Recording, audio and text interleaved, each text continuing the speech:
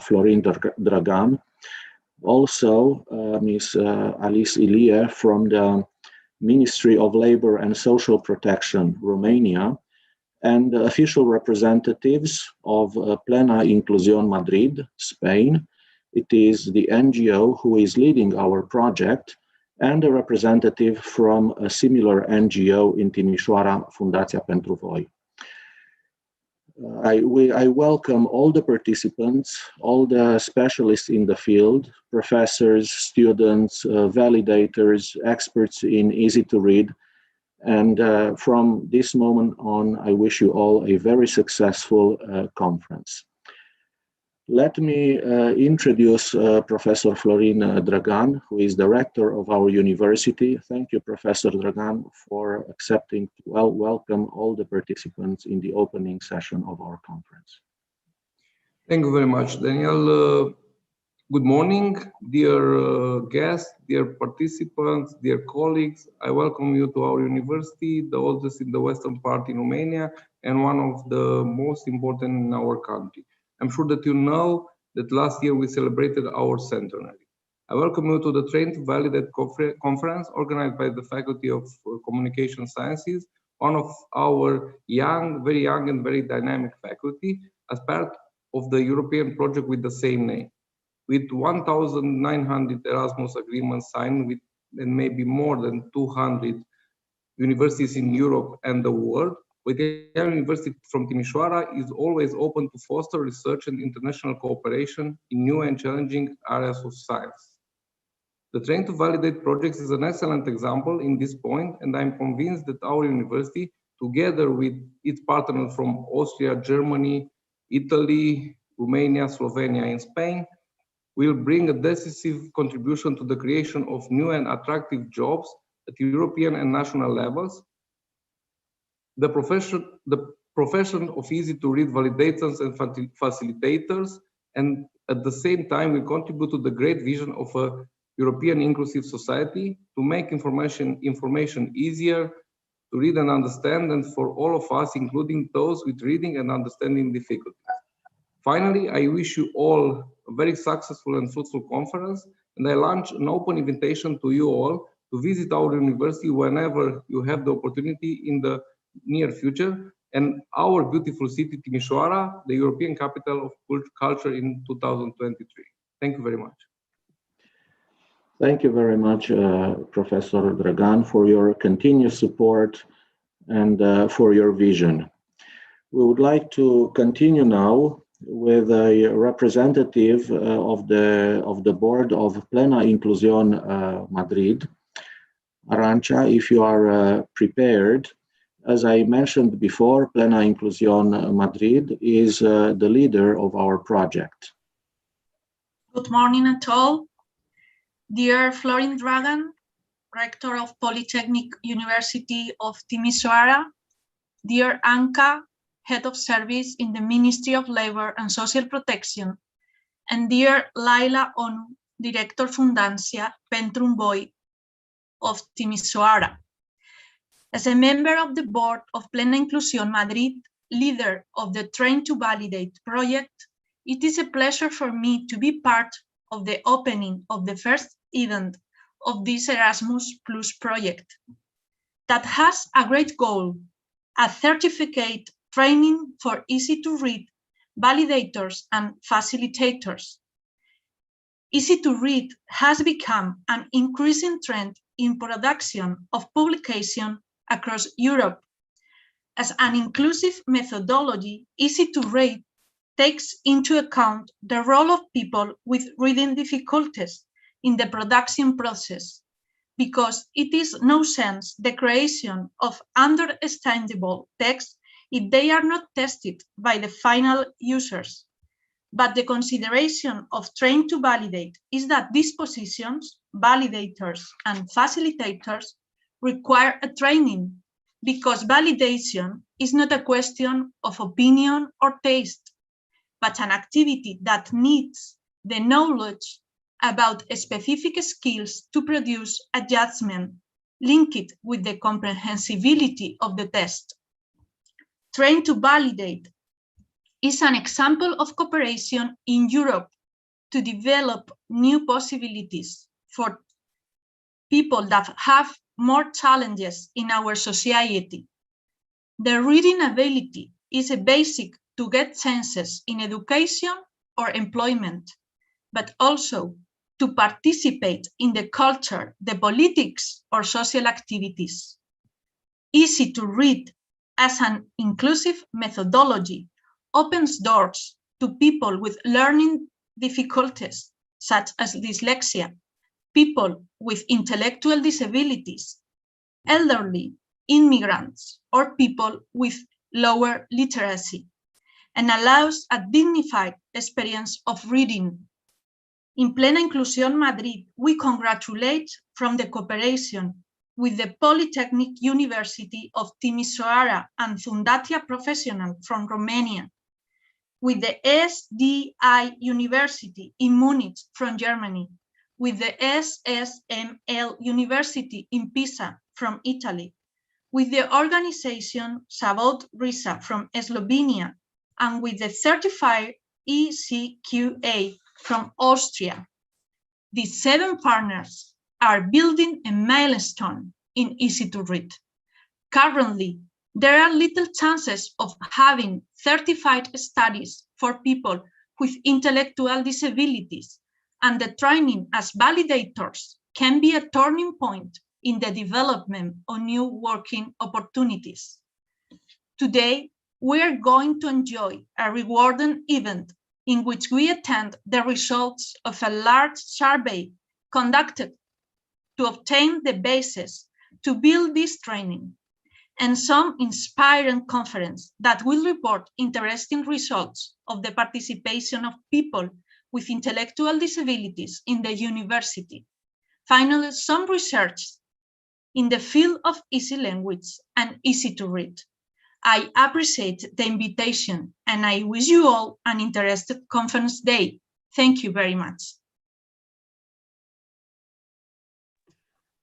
Thank you very much, Arantxa, and please let me once again congratulate you and thank you for all your efforts and for a wonderful coordination you, Plena Inclusión, and Oscar Garcia is doing with our project. Thank you. We will continue now with another guest. Is Laila Onu, who is the director of Fundația pentru Voi, an NGO in Timișoara, who is also involved in easy-to-read activities.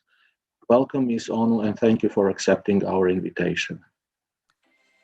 Very much for inviting me. You will need, Laila, you will need to go to the interpreting option, select English, and mute original audio. It's on the right bottom menu of your screen, if you can hear us. Yes, I hear you. We can't hear you, Laila. Oh my God. It's bottom of the screen, interpretation, select English, and mute original audio. Do you hear me now? Excellent, thank you. Okay, welcome. sorry for that. First of all, I would like to thank you very much for this invitation and to congratulate the project participants, project initiatives for this great activity. If we speak about the people with disability, the main problem is how to achieve the objective of inclusion. All the EU documents and public policies are focused on the inclusion of people with disability.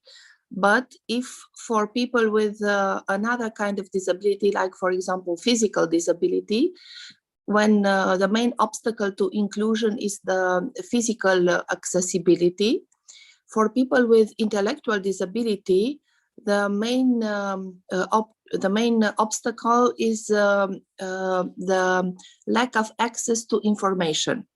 And easy to read language is the one who is doing this and helps people with intellectual disability to understand what is going on around them, and gives them this feeling of security because they understand what is happening. At Pentru Voi, we are working with people with intellectual disability for 25 years already, and there are more than 20 years since we started to use Easy to Read.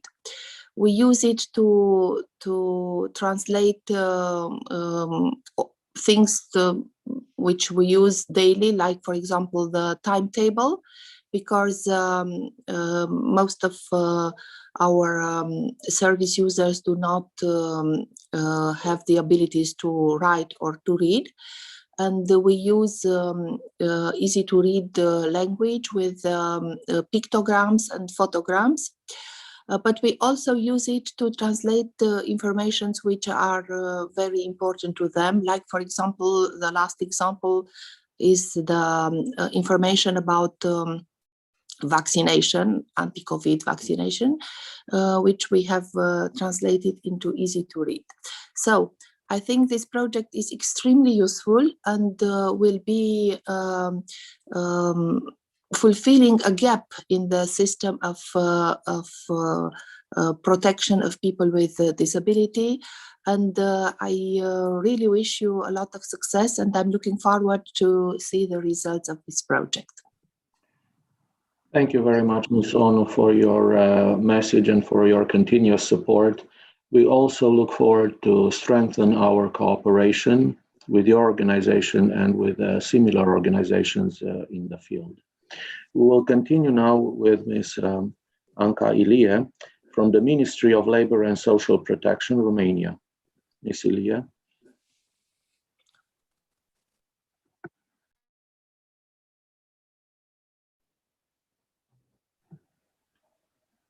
Welcome. Bună ziua tuturor.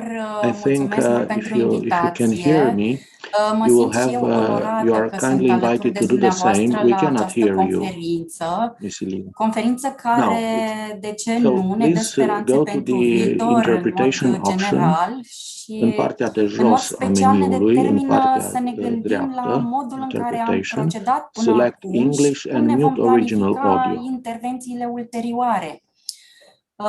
Evenimentul de astăzi este impresionant. Cele 5 țări participante, Germania, Italia, România, Slovenia și Spania, au reușit să capteze atenția pentru un subiect puțin cunoscut sau mediatizat, dar atât de actual.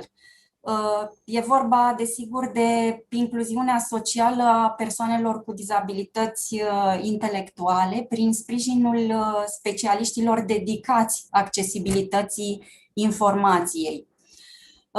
În acest sens, cu atât mai important devine rolul instituției noastre, Autoritatea Națională pentru Drepturile Persoanelor cu Dizabilități, Copii și Adopții, în calitate de autoritate centrală, cu rol de a urmări modul în care sunt respectate și promovate de către persoanele fizice sau juridice, de drept public sau privat, drepturile acestor persoane și implicit drepturile copilului.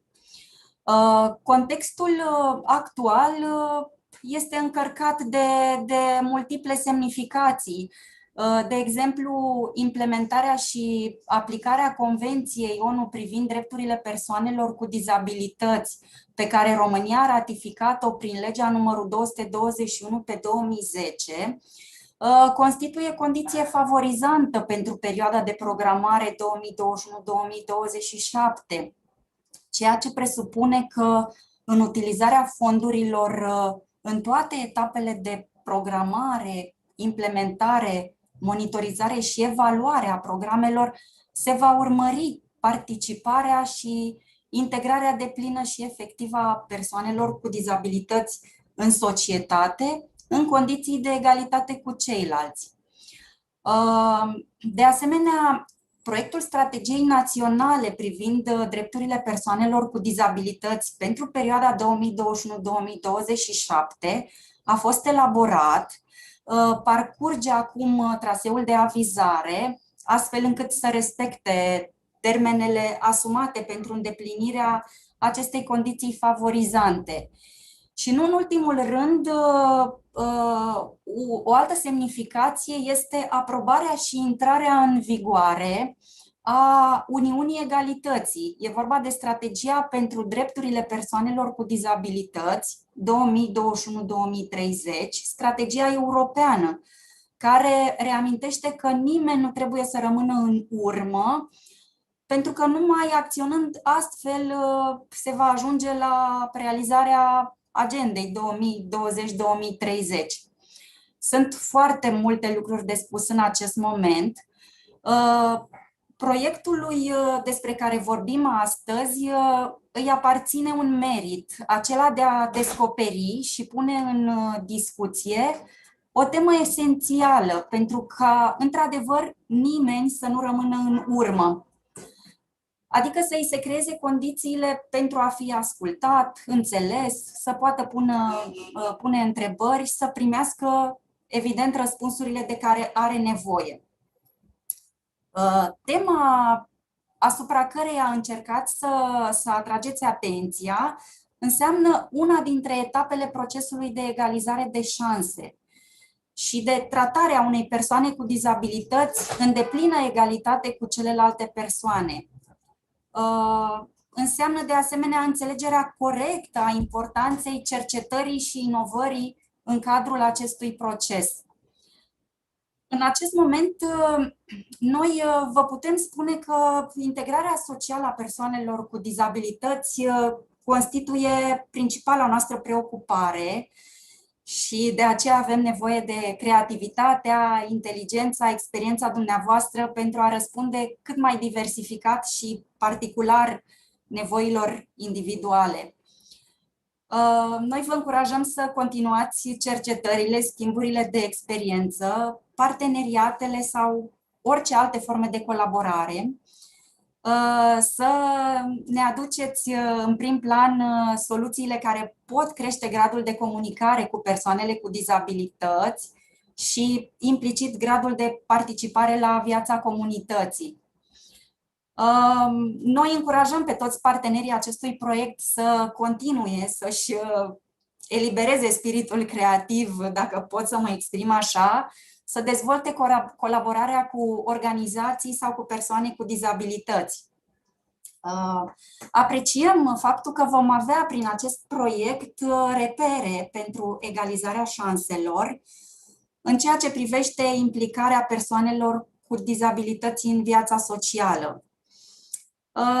Vreau să închei adresându-vă rugămintea să perseverați, să dezvoltați aplicațiile de astăzi, să participați, de ce nu, la concursuri de specialitate, să doborâți recorduri din punct de vedere tehnic și să descoperiți noi aplicații, în așa fel încât mâine să fim și mai puternici. Și închei cu 3 cuvinte care mie în acest context mi se par de bază: încredere, perseverență și succes. Mulțumesc din suflet pentru invitație. Sunt alături de dumneavoastră în continuare.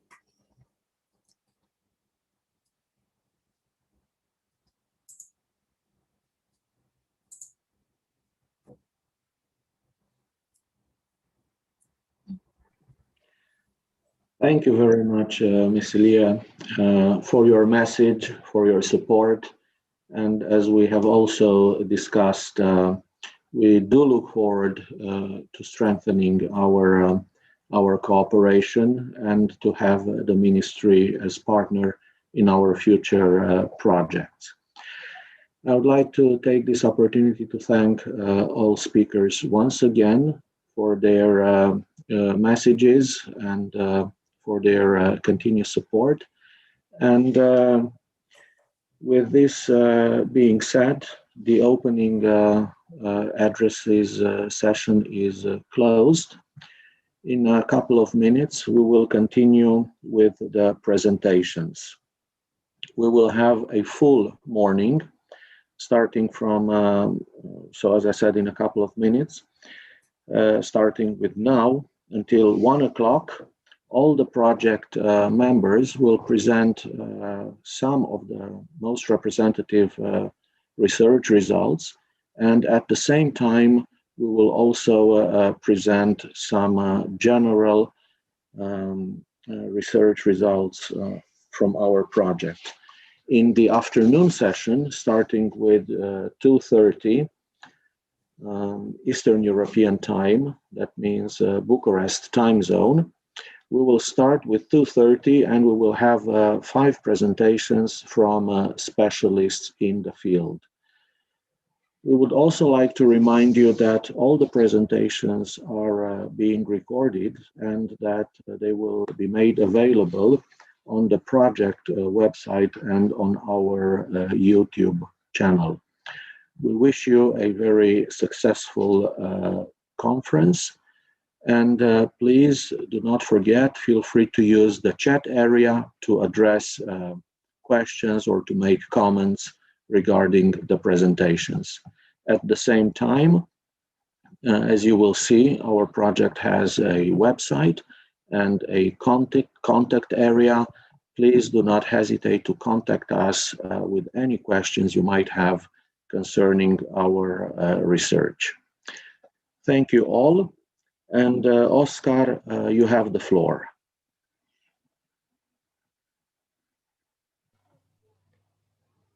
Thank you very much, Daniel. Thank you very much for the opening for all people who was there, and thank you very much for this for the attendance of all participants in the audience. This is the first event of TRAIN2VALIDATE project, and then I will share my my screen with you all to speak about what TRAIN2VALIDATE is. Actually, we are working with a kind of methodology, easy to read, that has a specific steps, and then for us, the members of the project, the partners of the project, it's very important to develop some kind of professional developments for a specific role. So if we consider what it really is, we find that it is the right methodology that have some different kind of guidelines for writing text and doing the layout. In Spain, for instance, it is the first country that have a specific standard, and just as a comment, the guidelines in Spain have around 150 different specific rules for tests and layouts. But the main point is that easy to read takes into account the participation of end users as testing. Why? Because easy to read is an inclusive methodology that takes into account that the solution has to be useful for the final user. If not, we are creating just artworks, and it's not the point. We need useful text for people who have a specific comprehension barrier or difficulty. And then, as accessibility solution, it's important that it is built with end users in order to make it functional. Then this methodology, who is focused on text, but has also many developments in last research, for instance, going to subtitling, audio description, and other communication solutions. But the origin is in tests. Then it has different roles, different professional roles. First of all, writers and designers. And the second part are validators and facilitators. Writers are people who create or adapt original text. For instance, if we have an original, then the writer takes into account the standard and applies it to write the content. The designer also applies the specific guidelines so that the layout and the design of the final product will be attractive and also helpful for the comprehension. And then the point is validators and facilitators. Validators are people who are end users and take part as testers. And facilitators are the supporters for these people, because, for instance, many of people who are validator are people, in our case in Spain, with intellectual disability. And as in these working sessions that they do, they have the participation of a facilitator, a supporter, that takes into account the comments that they are doing and gather all this information to share with the writer in order to improve the final result of the easy-to-read text. So this is actually the point for Train2Validate: validators and facilitators. If we consider the easy-to-read project, as I said, so writers apply the guidelines, and users and supporters do the validation and facilitation. That means assessment and testing. So, as you see, this inclusive process have several kinds of roles, but still none of them has a professional certification. In the case of validators and facilitators, how do they work? Firstly, they have a recognition as a part of the process. That is quite important, because if we consider that there are many accessibility solutions for building, for communication, or for any other point, we see that these standards don't consider the role of the final user, but it is in the case of easy to read. For instance, as I say, in the Spanish standard, but also in the forthcoming standard in Germany, or the forthcoming standard, international standard, the ISO, that is going to be developed, and I think it is going to be published in the next month. But the initial point was Inclusion Europe. Inclusion Europe is the European Federation for supporting the rights of people with intellectual disabilities. And Inclusion Europe has written the first standard of easy to read and the first guidelines for easy to read. And it took from the beginning into account the role of validators. But even more, they take into account the role also for the origin, the creation of the text, of the easy to read text, because they consider that we have to listen to the real needs of people with reading difficulties. And then, what is Train2Validate? Train2Validate is an Erasmus Plus project that wants to create the specific training for these roles. We have already the standard, we have already the rules, the guidelines, but how to turn into a professional pathway? That's the way in which we are going to work in Train2Validate. And that's our main goal: the creation of new specific professional profiles with a certified training for the production of easy-to-read materials for these both roles, validators and facilitators. And it is important to make visible that the point is a certified training, not some kind of training. We would like to create a certified one because we want to build the possibility that people that become validator and facilitator have a professional future and a real professional slot in the production of easy to read. The specific objectives of our project are the professionalization, as I said, and the certification. That's the main 2 points. But we also want to contribute to an increase of the quality of the easy-to-read production. The production of easy-to-read text has increased a lot in the last years, but the question is that we perceive that there are some of them that claim as easy to read, but they aren't. and they don't comply with the standard that should do. And one of the point is, if we create a professional pathway for these validators and facilitators, we will contribute also that the final quality of the easy-to-read text will also soar in many cases. Of course, it is not a project to do alone. We are in the European Union, and we have to be part of any European view. And that's why we have a wide consortium with people from several countries that have a very important contribution in the final result.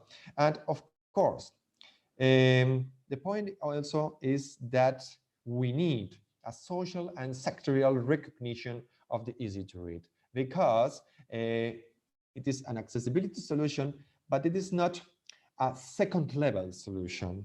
We want to obtain this recognition as a professional solution. And that's the main point, because easy to read, it's very important for the inclusion of many people that have daily reading difficulties. What are going to be the global results for us? Well, we are going to produce 6 intellectual results, 6 different kind of reports with specific results that I'm going to speak now, and 5 dissemination events. This is the first one, but every 6-7 months we will going to develop another event to speak about the results that we have obtained and share with all people. And of course, we want to develop a strong communication with different channels, with associated partners and stakeholders. We have a stakeholders network. We have built a stakeholders network, but we have also built a network of associated partners. And additionally, we have an advisory board with several experts that contribute with their knowledge to the best final results. And this project, the term are 3 years, and it's going to be closed in August 2023. So we are around our first year of the development of the project. This is the first presentation, and then we are actually very satisfied that we can share with all of you our first results. As a specific result, what are these 6 intellectual outputs, as it is called in the Erasmus Plus vocabulary? Well, the first of all is the definition of a common methodological framework, which is going to be the goal of the current event. The second is the skills cards for both profiles, validators and facilitators. We need to define the specific competencies and the specific abilities that these both roles need to become professional. And then we are going to create this modular curriculum with the teaching guidelines. Our wish would be that we can build some kind of certification of courses that can also be applied, for instance, in the university. And of course, we are going to create the open educational resources. These educational resources will be available for all in our website. And we are going to share these products in order to contribute to the widen of this kind of courses, of easy to read courses for validators and facilitators. As we are building an accessible methodology, we are going also to evaluate these resources with specific tools, and we obtain these tools and recommendations are also available for all interested, so that everyone can implement this kind of courses in their curriculum or in their institution. And finally, we are going to research about the possible certifications, official certifications, depending on the structure, the legal structure of each country. initially from our partners, but we hope that we can plant a seed so that other countries can explore some ways of official certification for our development. Our partnership is a very well-balanced structure of 3 universities, the Scuola Superiori per Mediatori Linguistici from Pisa, Italy, the SDI Munich in Germany, and the Polytechnic University of Timisoara in Romania. Then we are also 3 non-profit organizations, Fundația Profesional from Romania, Zavod Riza from Slovenia, and Plan Inclusión Madrid from Spain as a leader partner. And finally, a certifier, which is the European Certification and Qualification Association, which is very focused in this kind of professional certifications. So, as you see, it's a very well-balanced structure because we have the theoretical and methodological knowledge from the universities, the practical on the field knowledge from the non-profit organizations, and a certifier that switch both in order to create the perfect result. So this is what is going to be TRAIN2VALIDATE. And I hope that it will be interesting for all of you, and I open now for any of the questions that you have. Thank you very much, Oscar. If there are questions, please don't hesitate to address them directly now or in the chat area. We will try to answer them in time. I see that there are questions from Luz Elena Miranda Valencia. What is the difference between easy-to-read texts and plain language? So actually, both are different in the people who are addressed. Easy-to-read texts are for people with reading difficulties, and plain language is more focused in the citizenship, in the average citizenship, that it is not specialized in certain kind of text. For instance, economics, administration, legal. But initially they don't have a specific difficulty in understanding this kind of text. In the case of easy to read, we are focusing on people who has real difficulties, and that's the point, because it is quite inclusive, the idea of easy to read. More questions?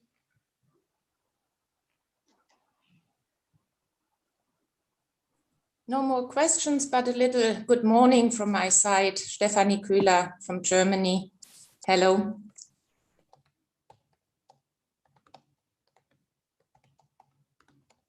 And thank you for the organization, Okay. Daniel and Oscar. If there are no more questions, thank you very much for this presentation, which opened our morning session and which was an excellent overview of the project, of the expectations, and of the results.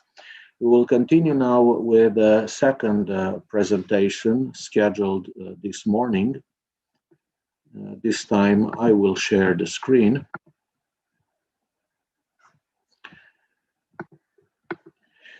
As Oscar has just told you, we are several partners in this European project, and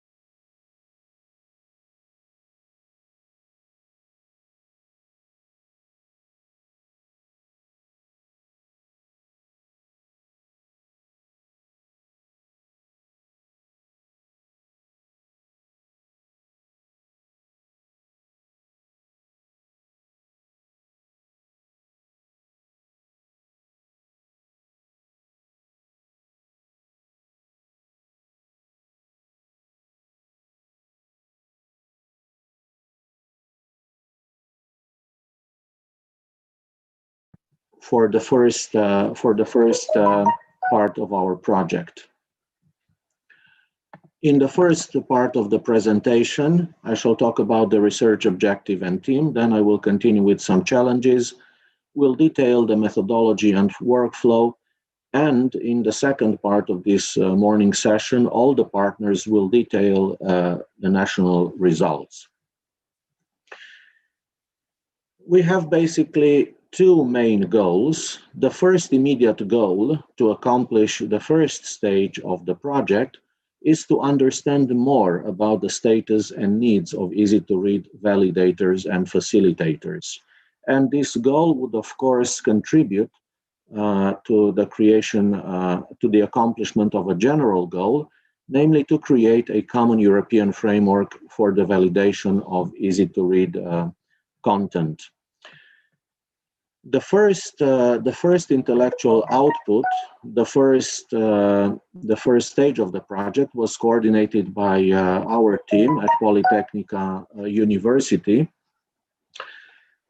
and all partners contributed to its successful completion. Of course, like with any other new project, we had to cope with some challenges, mainly because we were facing a new, unexplored field.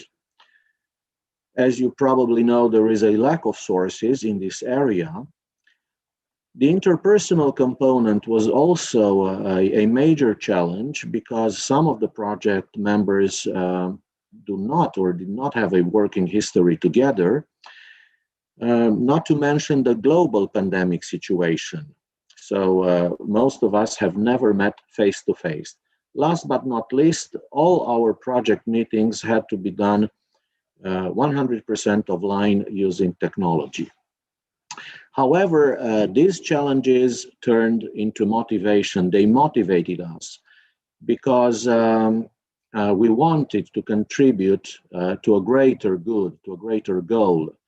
Namely, we were united because we wanted to create and we want to create new and attractive jobs for people who use easy-to-read or who have difficulties reading and understanding text and information. At the same time, we want to support them becoming easy-to-read validators and also help those who want to become easy-to-read facilitators. Last but not least, we were motivated by the fact that we knew that we would contribute to a greater vision of a European inclusive society, to make information easier to read and understand for all of us, including those with reading and understanding difficulties. This is the workflow and the methodology we all agreed upon. And in the following slides, I will detail every step of this workflow. First of all, we created a database of easy-to-read procurers. These are publishing houses, NGOs, organizations that publish or are involved with easy-to-read and validation content. Together with our partners, we managed to create a database of 148 such procurers in Europe, mostly in the project countries. They are basically the direct beneficiaries of the project results. In parallel, we started to disseminate our project, given that it is in a new and novel field. We wanted to inform them about the existence of the project, about its launch, and to increase the visibility of the project. As a dissemination strategy, we created an official website, the TRAIN2VALIDATE.org, which in case you haven't accessed already, you are invited to do so. And at the same time, we became very visible on different social media platforms. We sent regular emails to stakeholders, to the advisory board members, associated partners, and so on. We created a newsletter and we gave interviews and made presentations. Another action which we developed in parallel was to create a repository with specialized literature in the field. This virtual library contains different books, guides, scientific articles related to easy to read, which we used as a basis for our research. Concerning the activities which ultimately led to the creation of an online multilingual survey, these were the production of a first draft of the survey in English. So basically, we started from scratch, and we collaborated to produce a first draft in English of the survey. And then, based on the comments and the suggestions on the first draft, we created a final draft, which we translated into the project languages. We created then an online version and uploaded all the versions on the project website. The next step in the workflow, in creating the survey, the general philosophy which we used was to use as much as possible easy to read language, to be concise so as to minimize the time of completion, and to offer enough information and choices to the surveyees so as to get relevant and qualitative answers. In what follows, I will very briefly mention the structure of the survey. It has an introductory part in which we detailed the scope, our expectations, and then we had a series of 5 sections. We started to disseminate the launch of the survey, again, in a series of press releases on our project website, on media platforms, and by sending emails to easy-to-read procurers. Our activity did not remain without an echo, and we were very happy to see that people answered the survey, and in this way, we had a sound basis for our analysis. As you can see, we totaled a number of 336 surveys from different countries. Based on the results we obtained, the next step of the workflow was to create national survey reports. In this way, we have a clear view, a clear image of the status of validators and facilitators in all the project countries. We created the reports, we translated the reports into English. Each partner basically did that from their own modern languages. And last but not least, we created a consolidated report consisting of the answers we collected from all the surveys, which we would ultimately use for the basis of our analysis. These are the national survey results and reports which we have. In addition, we also have, so to speak, an open survey, because the language which we offered for the completion of the survey was also English. So we also have some international answers. And this morning, the project partners will focus on the most representative results they obtained in their own countries.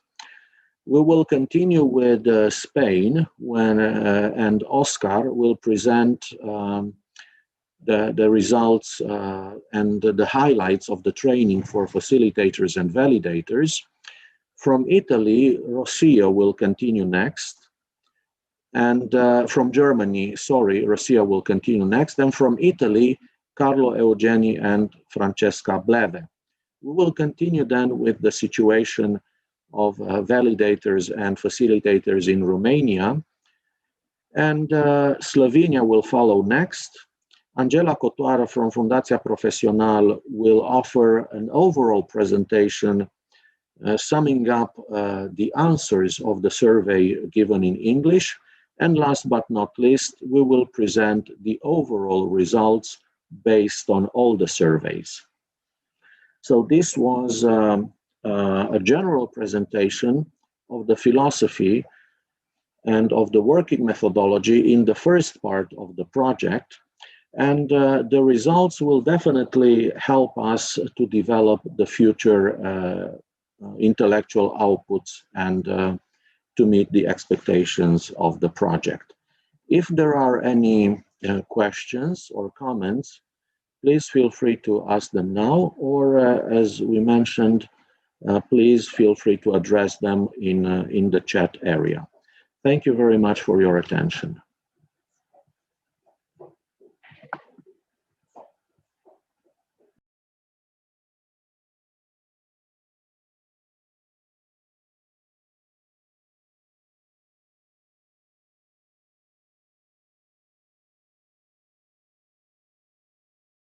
I'm trying to look in the chat area as well. There are some indications for those who want to use the Romanian language or the English language. Please follow these instructions, and we will answer all other questions as soon as you address them in the chat area. So thank you once again for your attention, and we will continue now with the next presentation.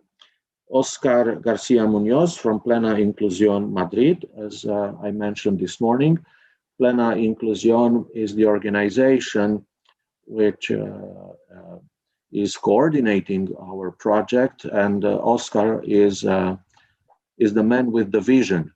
So Oscar, you have the floor.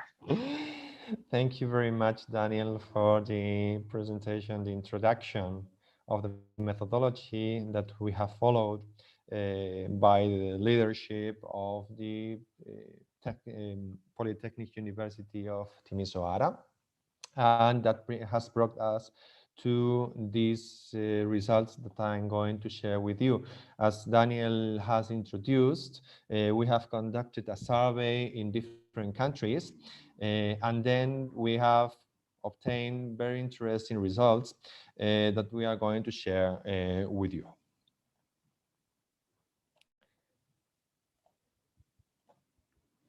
So, in the case of Spain, I would like to highlight some points in which we have obtained very interesting results of the situation, the current situation of the training for facilitators and validators in our country. The global results are mainly that we had 175 answers. In this case, it's very interesting to comment that we have a lot of answers because we perceive that the easy-to-read industry has begun to be relevant in the accessibility field. And the number of answers is, I think, it reflects somehow this position of easy to read in Spain. As you see, the sector is mainly female. I mean, there is a great feminization of this of easy to read because 2/3 of the respondents were women. Additionally, the average age is around 30-50 years old. So we can say that many people have a medium age. That means it is not a especially young sector, we can say. What refers to the training experience in easy to read, the point is that the great majority have this kind of training experience. But if we see, mainly they are non-formal training. Vocational courses and workshops are the main answers, also in-house training. But if you see, only a 5% of the answers said that they visited university training courses. So, and look at that, 26% of people say that they did a self-taught experience. So they teach themselves. To what they are doing in Easy to Read. That is also a very interesting point, because the interest, it seems that the interest in Easy to Read is like the people want in any kind of ways learn from Easy to Read, although they don't have any training experience. So there is a specific demand that we have to cover. And if we look at the kind of training that they have visited, then we perceive that 67% of people visit some kind of validation training. So, of course, many people of the surveyees are validators, but it is relevant this point because it shows that some kind of validation training exists already in Spain, but not in a certified or professional way. What refers to the design of courses that people have visited, the more useful for them were the more practical.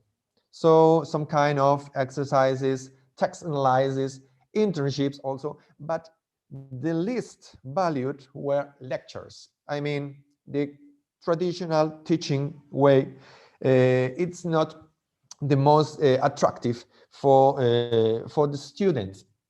It has some consistency because Easy to Read is very practical.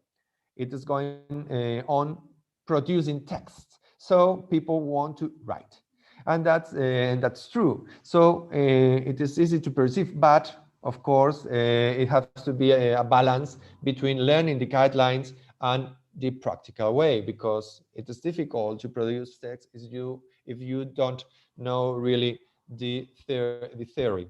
And another very important point is 42% had no handbook. So it is necessary to produce a specific handbooks for Easy to Read teaching materials, because there is a lack of them, as the survey says.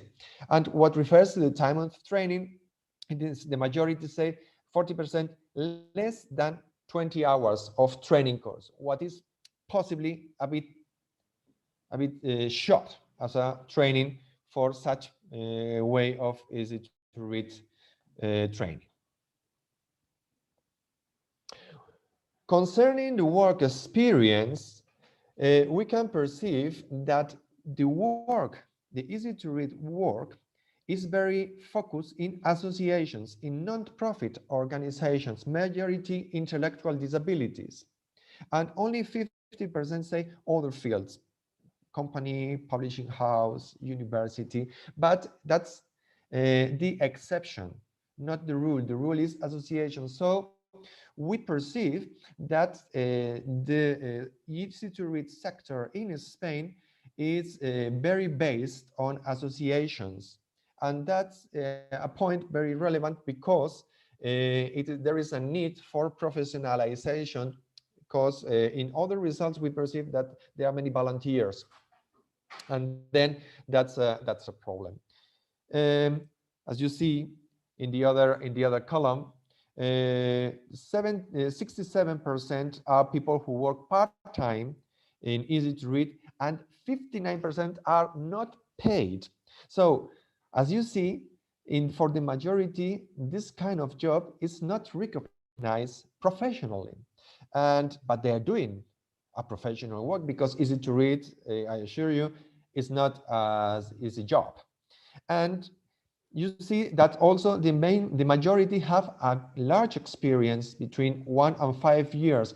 If we perceive the history of Easy to Read in Spain, it began at the beginning of the century, around 2002, and it is consistent that the main development was in the last 5 years. And look at that, also 2/3 say that they dedicate between 1 and 8 hours weekly for this task.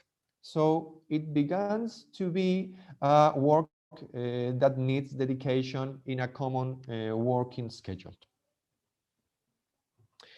Let's go then for the results from validators. So validator as the people who test the texts, and we had 80 answers, 40 women, 39 men, and 1 no answer. So very balanced. And look at that, 87% had easy to read training. That means although it is a new field, although people who are validators are people with reading difficulties, it looks like that there exists some kind of training, an initial training, and people demand it because they are visiting this kind of courses. What experience and time of work concerns, if we see the number of publications that people have validated, more than a half say that they did more than 10 publications. They validated more than 10 publications, which is which begins to be some kind of interesting experience. And only 4% say that they did only 1 publication. And the hours daily that they dedicate, daily hours, more than a half say between 2 and 3. And that is almost half the time of a working day. So it is very interesting that many respondents say that it becomes to be some kind of specific dedication every day, which is very important. What referring to the organization, the great majority say that they work in teams with all the validators and also with a facilitator. And the least say with the writer. That usually has to do with the methodology that recommends to avoid the connection between validators and writers, although it seems that some of them work with the writer. And the groups, how they create the groups with the groups are chosen by other people. Usually they mention the validator or the manager of the organization, but only a third say that they choose the team in which they take part for the validations. And finally, the majority say that they use the guidelines. It is consistent with the figure of the people that has visited a training course of validation. And the main say that they use the Spanish guidelines, and also some of them say the European. The figures show that many of them use both. And that's why the sum is more than 100, because it was a question with several possible answers.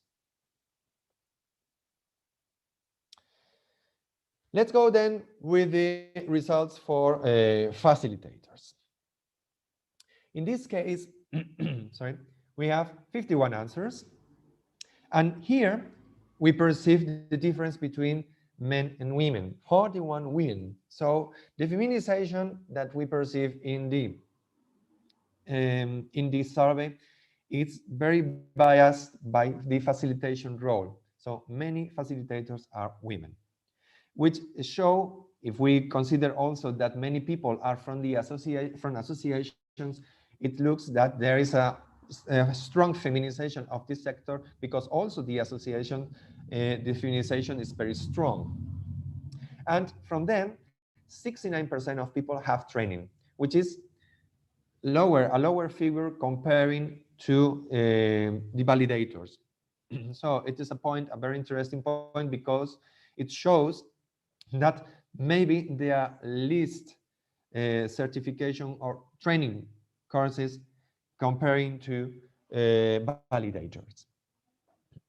If we see the experience of facilitators, we found that many of them were trainers before, or simultaneously are also trainers, but the main current activity plus facilitator is translator. So many people are writer and facilitator simultaneously. Formerly were trained. Also, there are many that said that they were validators. So it is interesting the point in which we perceive that the role of validation and facilitation can be mixed or switch to from one to another.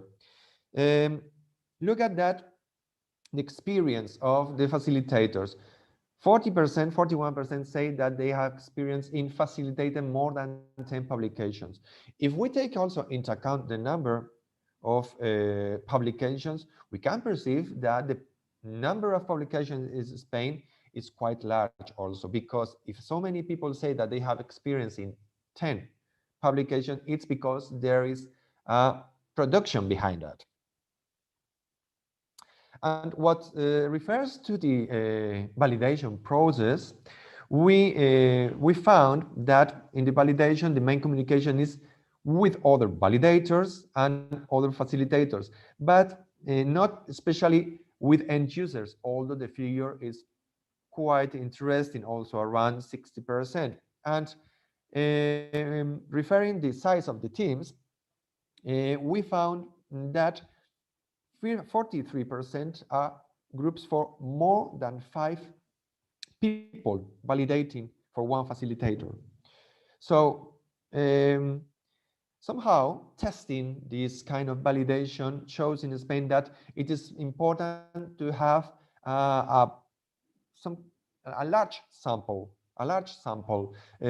More than 5 people. It's a very interesting sample to test, easy to read, but also there is a half that say between 2 and 4, because the Spanish standards say that groups should be around 3 people.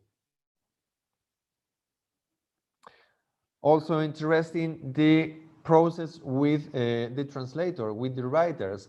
Facilitators mainly write reports and send them to the translators, and in many cases, as you see from the figures, the writers send back the updated version, and in many cases also they validate the updated version, which is also consistent with the Spanish standard that say that the process should be repeated till there is no problem in the comprehension of the final text.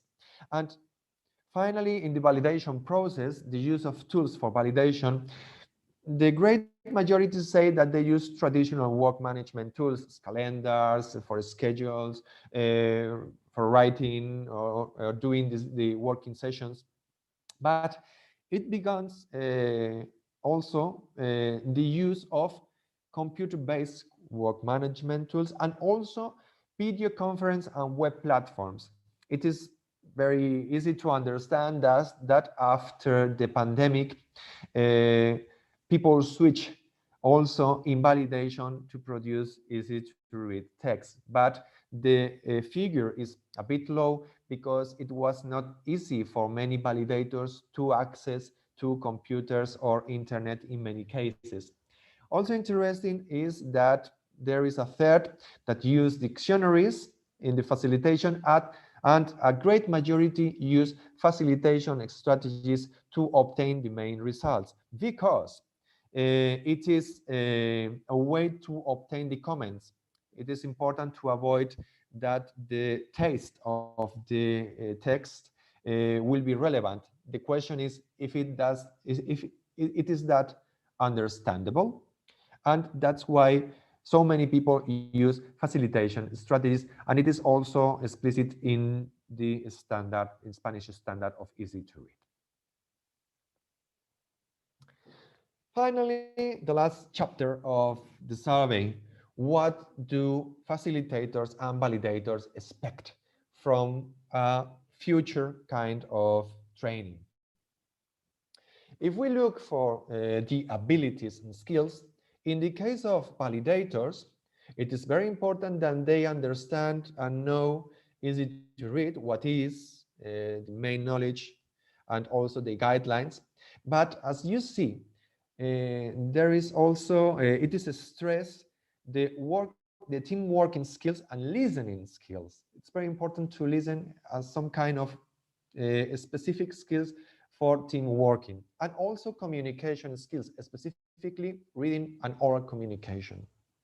And in the case of facilitators, we found that, of course, the easy to read general knowledge is relevant, but it is very important that they understand and know the user needs and know and understand the facilitation strategies.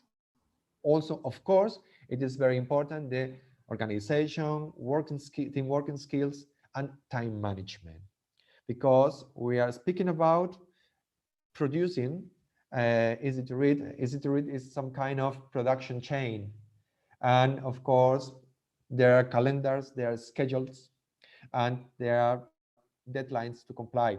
So in this case, the team working, organization skills, and time management are quite relevant for the final production. What concerning the future facilitation and validation training, the basic training for validators, people say, half of them say between 20 and 40 hours. And also there's a quarter say less than 20 hours, and 16% say between 40 and 60 hours. There is also a little number of people that say more than 60 hours, possibly we are speaking about 100 to 100 hours, some proposals, but exceptional. In the case of advanced training for validators, here there is a bias to 40 to 60 hours in the half of the answers. And in the case of facilitators, the majority say between 20 and 40 hours for the training, although there is more than a third that say between 40 and 60 hours. Concerning if people would recommend this kind of training, in the case of validation, the participation of the training for validators and facilitators, the majority say very likely or likely they would participate. And in the case of recommendation, also the great majority say that they would recommend the training. So these are the results from the Spanish survey. I think that we have very interesting conclusions for us, and we are open now for the questions that the audience have. If there's any questions, please write through questions and answers, and we will answer loud for all the audience.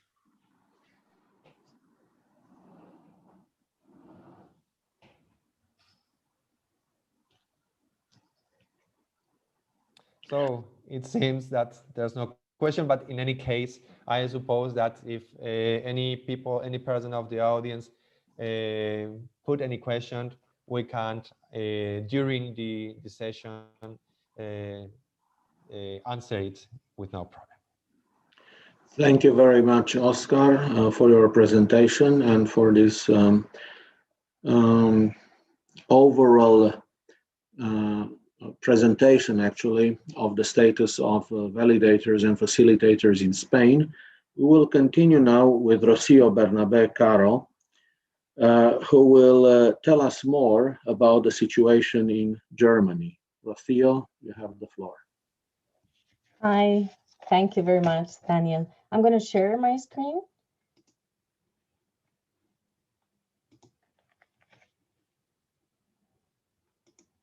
Oh no, it's not working. Wait a second. And Daniel, I get a whiteboard.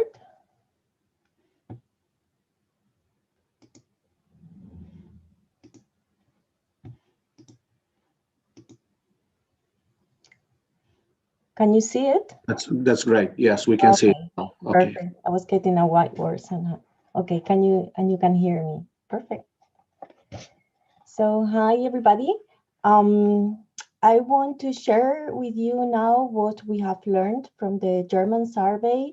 I will put a focus on the perception of both roles. As you will see, the answers from the German survey are very similar to those from the Spanish ones.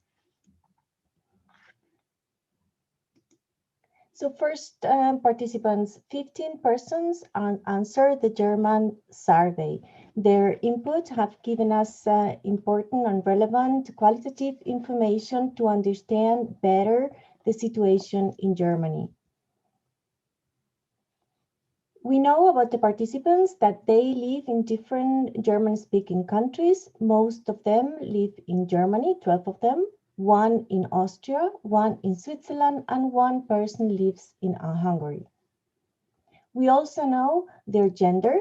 Most of them are female, 9 of them, 4 male. One person chose other, and one person decided not to answer this question.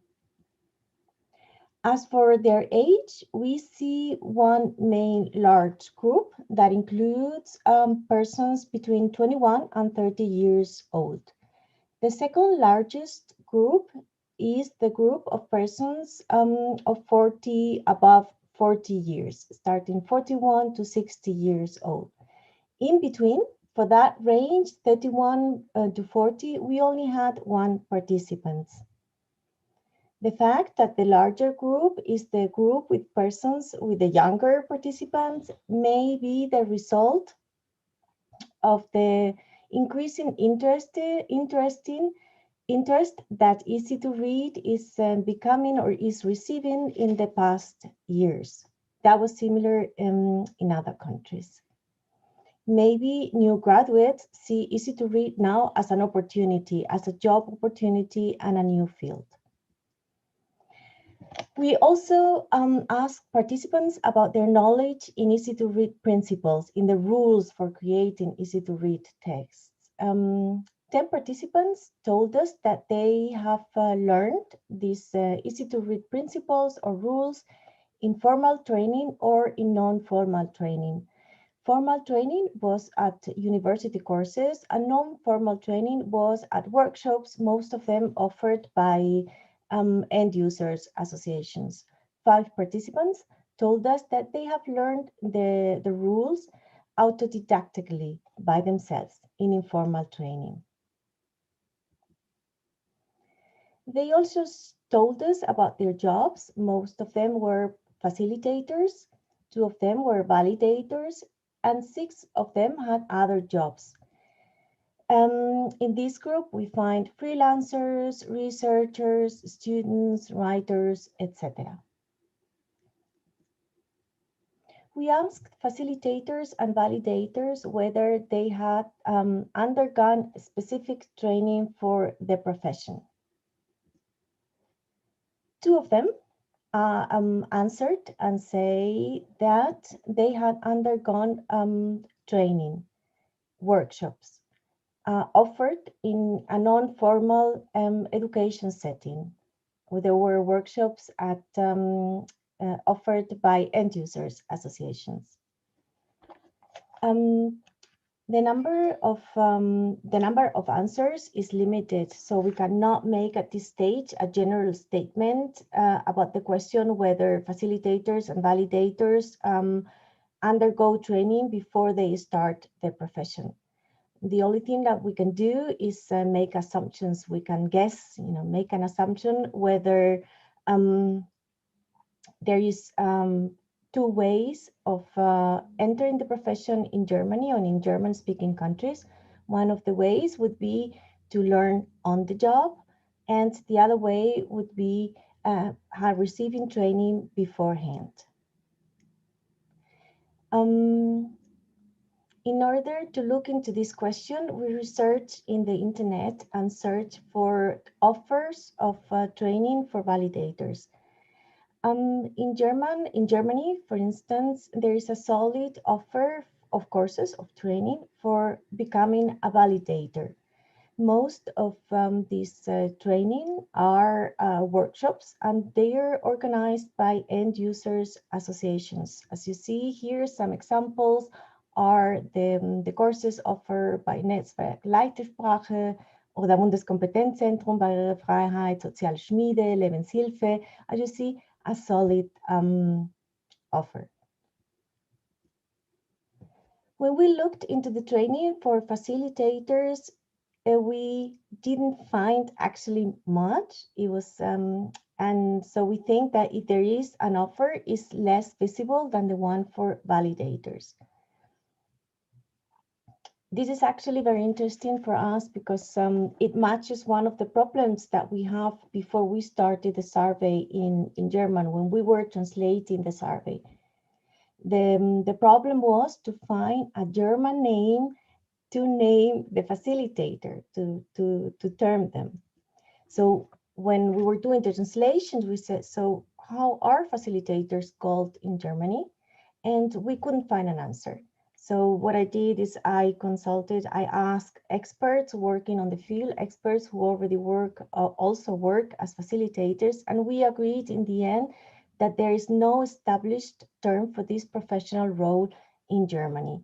In the end, we decided to use the term Prüfmoderator, Moderatorinnen, Prüf meaning validation, and Moderator is facilitator, actually.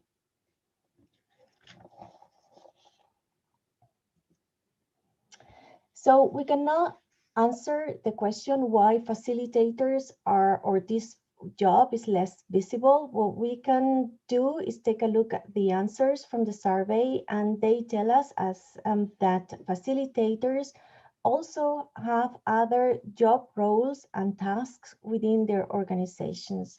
For instance, all facilitators in our survey, in the German version, said that apart from facilitating tasks, they all do writing. They all produce text, write text in easy to read. 6 of them told us that they also translate and give workshops and lectures and speeches. And 3 of them told us that they review text. 2 of them work as researchers, and 1 of them, oh, I can see it, but I know that person works as an editor as well. So maybe one answer to this question is that the profile of a facilitator is much broader, wider than, and belongs to a professional that also has other different tasks. Another thing that we learned from the German answers is a bit about the validation process. This is sort of a snapshot of 3 main points that were underlined. Participants told us that validation is a collaborative process where validators and facilitators work very close together. Whereas the relationship between, or the communication between validators, facilitators, and authors varies. And this depends mostly on the size of the validation group. In Germany, some validations are done in tandem with one validator and one other person, in this case, the writer, who more or less takes over the facilitation group as well, or the facilitation tandem as well. In these cases, the communication between the validator and the writer is very close. Conversely, in the cases where the groups are bigger, 4 or more, this was the option which was we received more mentions. The relationship between the communication between the group and the author or the writer takes place through the facilitator. We also learned that the process is iterative, as is the case in Spain, with several validation rounds, meaning after the first validation, the text goes to the writer or translator or adapter, make the changes, and then the text goes back to the validation group for a final validation. Okay, so now before I finished, I wanted to give you an overview of the skills and abilities that were chosen in the survey or marked as more necessary for the job. According to the answers, I was able to make a short profile, competence profile. As you see, the competence needed go beyond the mere knowledge of the easy to read rules. The interpersonal skills were rated as most important. I'm sorry, I think you cannot see it because you see the, oh. Okay, it doesn't matter. And the percentages are on the right-hand side. Interpersonal skills, being able to work in teams was rated as the most important skills, together with personal skills such as reading skills and active listening skills. Validators also should be able to have text-related skills such as understanding multimodality and how, for instance, how pictures and text work together. Of course, knowledge about the guidelines, but also knowledge about the genre. For instance, what makes up an informative text as compared, I don't know, to a poem or to a children's book. Other skills were rated as less important. We're here about in 33% importance, and these were like computer skills or organization skills or knowing about the history of easy to read. Compared to that, the profile of facilitators, as mentioned in the survey, the most important skills were knowledge about end users and personal skills. You cannot see it's about 88%. And knowledge about end users mean knowing about their needs, knowing about the way they read, for example, and also having knowledge about easy to read, not only about the history of easy to read, but also about, for instance, the legal framework in the country. Personal skills like organizational skills and time management skills, we've seen that in the Spanish survey as well. Of course, text-related skills, multimodality guidelines, very similar to the one before, and specific for facilitators, also procedural skills, such as having communication strategies and of course facilitation strategies and IT skills for communication. I think you cannot see it, but these skills are around 67%. We also asked participants about the workload that a training should have for validators and facilitators. As you see in the case of validators, the suggestion, 40% of them suggested having 2 different blocks.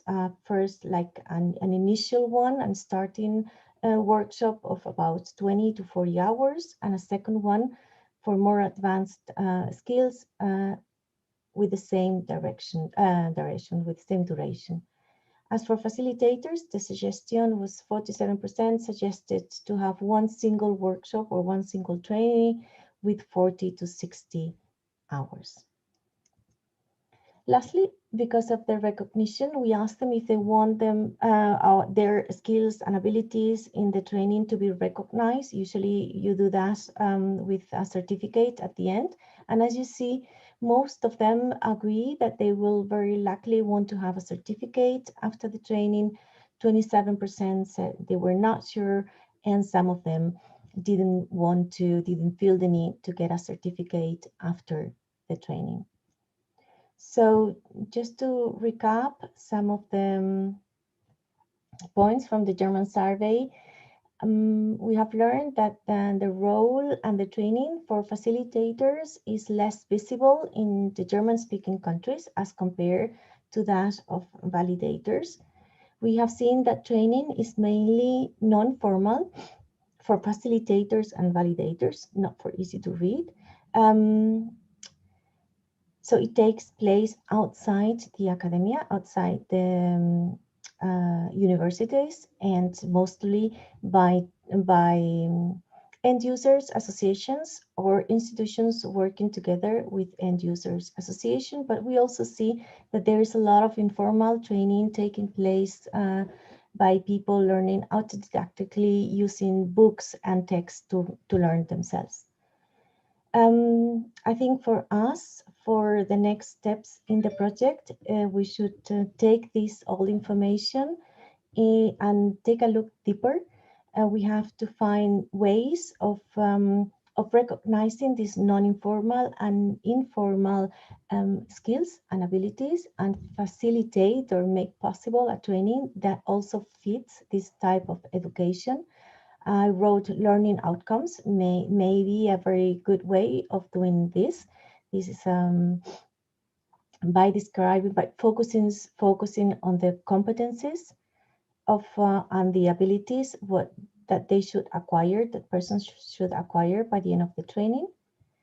Another possibility for us would be to use the European credit system to make this training transferable, because we aim for this training to be transferable across Europe. And we should also take a look into the prerequisites. That's one thing it's really in my head the whole time is if facilitators, for example, have a wider profile that includes more than just facilitating, so to say. So we have to see what are the prerequisites for entering such a training, not only in the case of facilitators, as I just said, but also for validators, since we have seen that many other competencies are necessary in order to enter such a training. So I think I just say vielen Dank and thank you very much for your attention. I see Daniel already turned on his camera. Daniel, allow me to do this just a second. Please do. Thank you. As you know, I am partner in other European projects, EASIT project and Live Text Access. EASIT is about easy to read and training experts in audiovisual translator, let it be audio describers or subtitlers, who want to create audiovisual translations in easy to read. And our event is on the 14th of June. So if you're interested, please register. And similarly, in our project, Live Text Access, this is all about real-time subtitling. We have our last event on the 9th of July, and we will be very happy to have you there. As you know, participation is a great support in all these projects. So now I'm done. Thank you, Daniel. Thank you, Rocio, for these networking opportunities. Also, thank you very much for your presentation. We are right on time, but I invite the participants to ask questions directly or in the chat area. Rocio, you have a question. Unmute yourself. I don't see the question. About the registration. Maybe you can copy the registration links in the chat area, and in this way the participants can access them for your two events. Okay. All right. So that was the question. That was the question. Okay. All right. So thank you very much, Rocio. We will continue now with Carlo Eugeni and Francesca Bleve, and then we'll talk about the situation in Italy.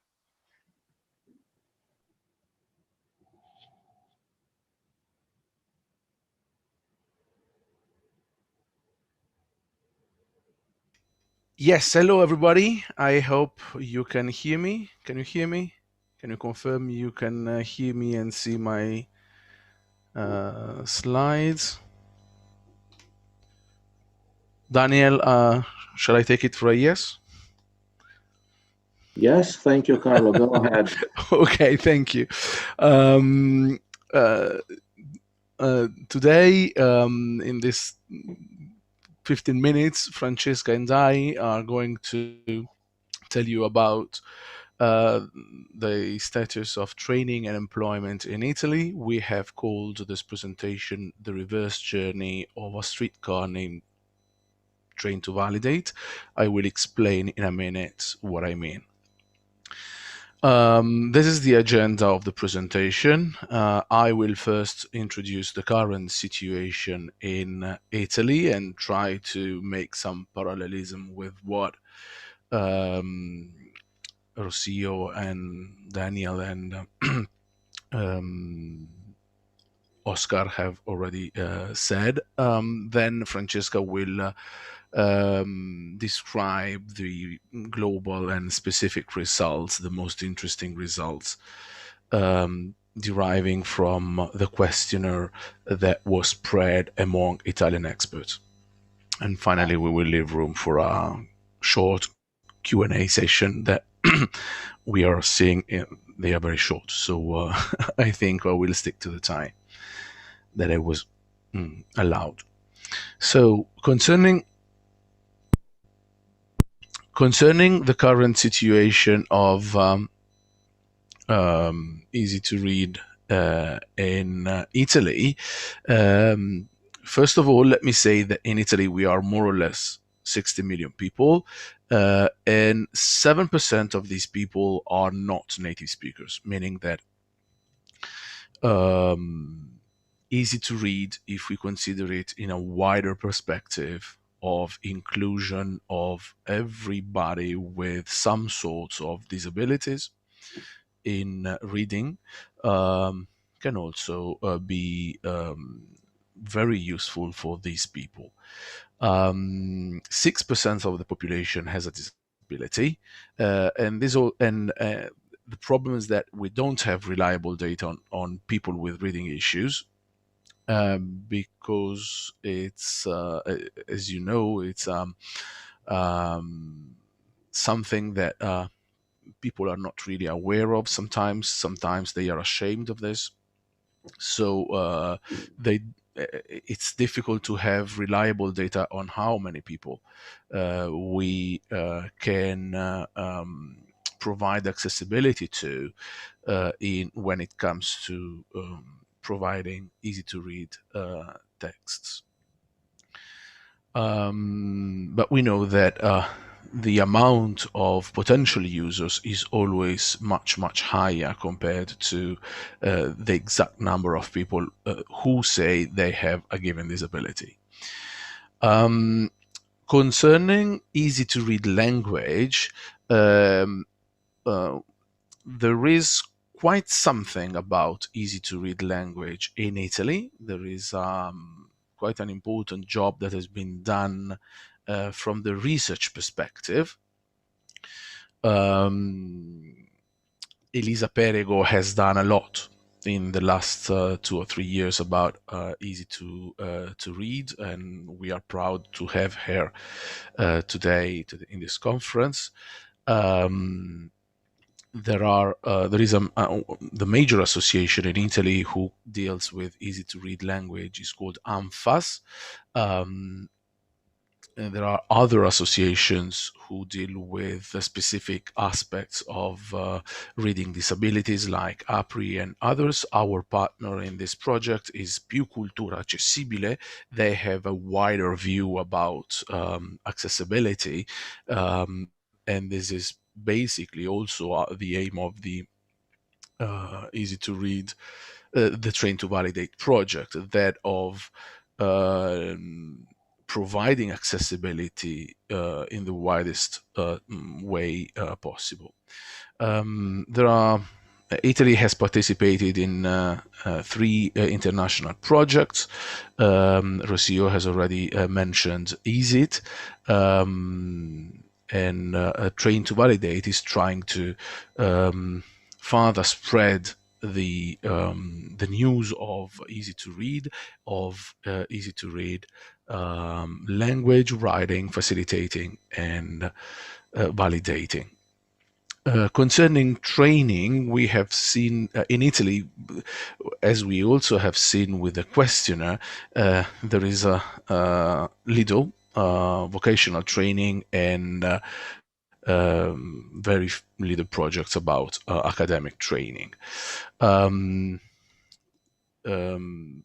Validators are in particular mainly volunteers, and facilitators have not recognized status. Basically, they don't even consider themselves as people who are doing a real job. So this is important as a piece of data, and it helps us understand why we do need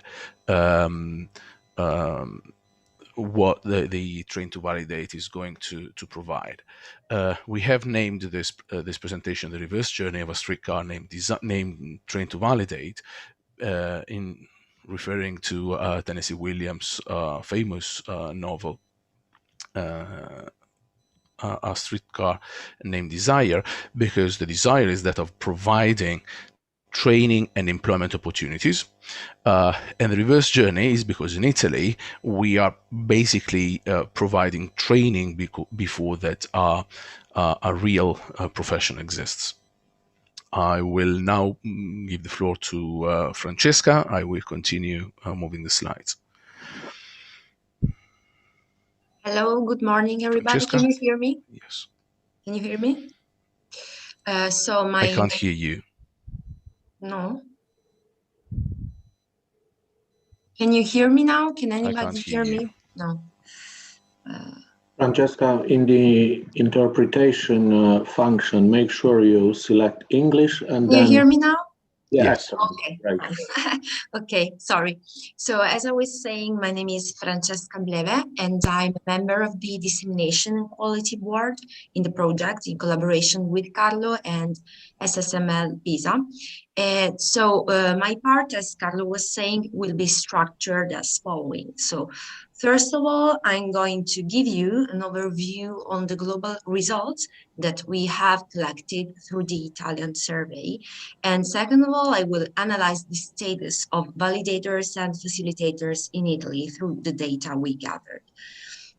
So let's start with the global results. And the Italian survey has collected a total of 41 answers. So I will give some information about the demographic profile of the participants to begin with, but before going into detail, I would like to say that we have sent the survey to selected people only. So we have focused on partners that have already collaborated to the EasyT project, which is the recent European project about Easy to Read. And I'm talking about partners as the associations mentioned by Carlo before. So ANFAS and Cultura Accessibile and so on.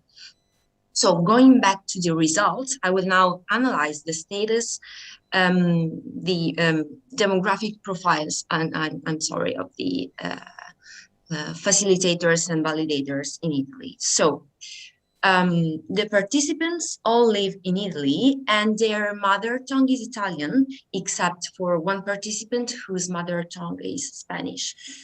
Among the participants who completed the survey, 33 of them were women and the remaining 8 were men. And this confirms what has been shown also by the data provided by other partners during our previous conference held in March, that is, women are predominating in the easy to read world.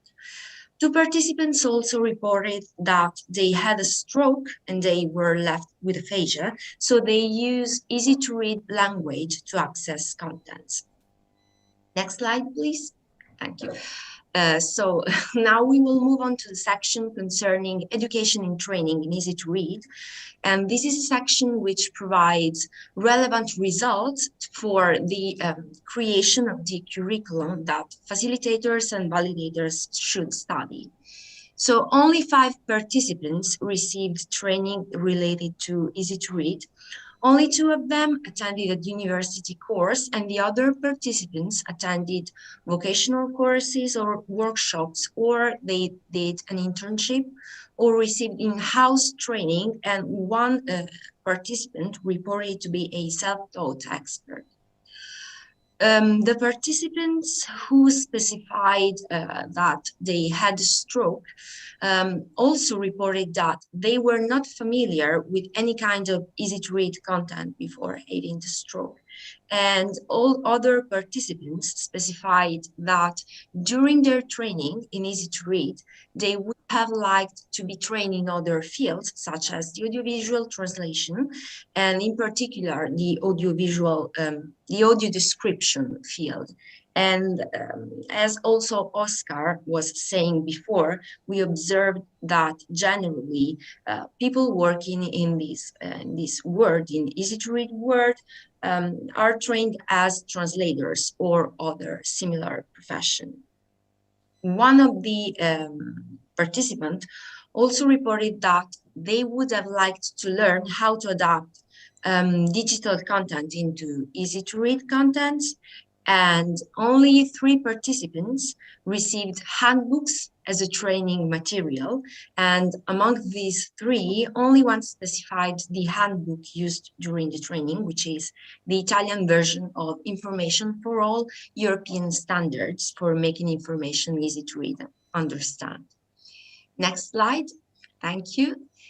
So this section includes questions about the current activity of the participants and their potential work in easy to read. The information collected here are varied and diversified, as the participants generally work at university or in a research institution, but they also work in not-for-profit organizations. However, none of them works full-time as an expert in easy-to-read content. 2 of them work as volunteers, and only 4 of them work as part-time experts. As for the payment, they are generally not paid for their easy-to-read work, and only 2 of the participants reported to be paid, but also reported that their main income is from another profession. 12 participants reported also to collaborate with or work for associations for people with disabilities, be they intellectual, sensory, age-related, or reading-related. The last section, the next section, deals with results from validators and facilitators, and I believe this is one of the most important sections because it offers an interesting perspective on easy-to-read current situation in Italy, as none of the participants work as a validator of easy-to-read content, and only 1 participant reported to be a trained facilitator. So they produce, write, and translate easy-to-read content and have facilitated between 5 and 10 validation projects, cooperating with other validators, and specified that in order to organize sessions of facilitation, they use dedicated software and reference work and a beamer to show the text to translate on the wall. And then we have the final section of skills for validators and facilitators. So despite the different backgrounds, in the next slide, we can see that all participants agree on the skills and competencies to be acquired. And we can see that only 17 of them would enroll a program and 22 of them would recommend such a program.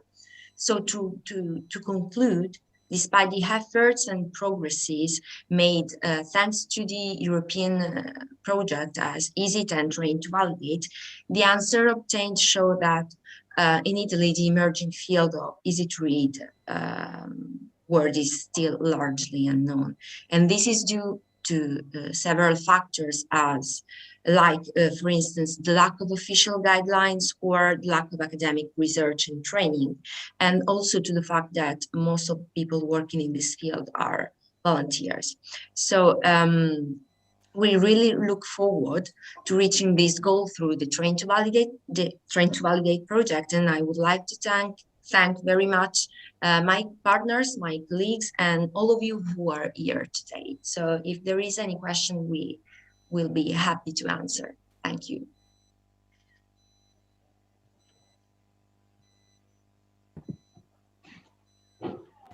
Thank you very much, Francesca and Carlo, for the presentation of the status of training programs for validators and facilitators in Italy.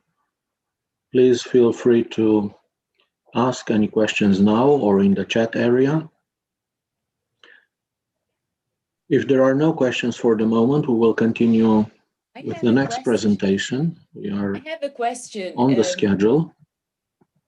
So the next presentation will focus on the educational. Sorry, Daniel, I'm sorry to interrupt you. Can you hear me? Yes, yes. Yeah, I think there is a question, but I don't know who was speaking. Elisa. Yes, Elisa, yes. Can you hear me? Elisa, I can hear you, but I think you have to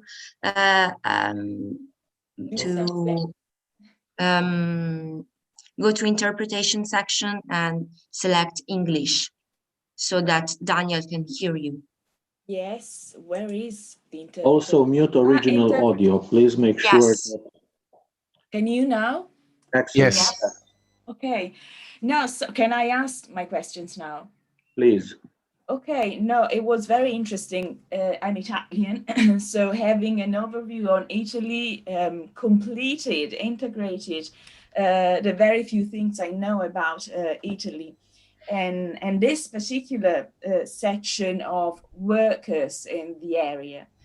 And so it was very interesting for me. My questions are a couple. Francesca mentioned the fact that some people in training use handbooks. And then you mentioned, Francesca, the guidelines, the European... I'm sorry, I didn't hear you because my internet connection was, okay, so if you can repeat, please. Yes, I was asking you this question. Yes. You mentioned the fact that in training, some of the validators or facilitators use handbooks. And then Yes. you mentioned one of the handbooks, you describe it, and apparently that's a guideline, right? Yes. Inclusion Europe guideline. Yes. So I wonder, the question is, what are the other handbooks? And are they didn't specify. They didn't specify, so you couldn't get to them. You have no idea. Yes, of course. And as we don't know also the participants for, of course, privacy, we couldn't reach them and ask for further information. Because I think, I mean, if you write a paper out of this, it would be probably interesting to specify they use guidelines, because we, as far as I know, we do not have handbooks, as they probably have in Germany, right? Where they have a lot of material, including handbooks or exercise books. We still don't have them, we miss them, and that's a gap, I think, in Italy. So emphasizing this might be interesting and might push people to think, you, for instance, you as a group, in terms of creating a handbook for Italian creators, but also validators of easy to read language. So that was a question, comment, an interesting point that you raised. And also I've got a couple more. One is maybe something I didn't get right. Facilitators and validators, you said something like they do validate or facilitate, and they also create. So did I get this right? Yes, I think if Carlo could share the presentation, yeah, they produce and create contents, because I think that all participants had a very diversified background. So they all were previously translators or editors or producers of content. So I think that is the... Yes, but I'm curious about... Produce, write, and translate. These were the options selected by the only facilitator. But so my question, because I'm not really expert in the field, especially as far as validators and facilitators are concerned, what I knew is that they are end users usually. So is it true? Is it not true? Can a known end user be a facilitator? Or I'm sorry, I didn't hear the... I can answer the question if you want. Thank you, Elisa, and nice to see you here. Well, basically, we have had very few answers from the questioners, so I would not take this as the widest picture, as the wider picture of facilitators and validators in Italy. Yeah. But what we could understand is that people in the association, they do everything. So it may happen that one same person with some skills because, as you know, with disability, there are different degrees of a disability. They can do everything, the writing, validating, and facilitating process. But yeah, we are talking of 3 different professions, and we are going to address them in the project as 3 separate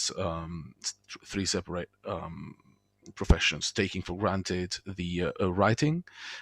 We are only concentrating on validating and facilitating.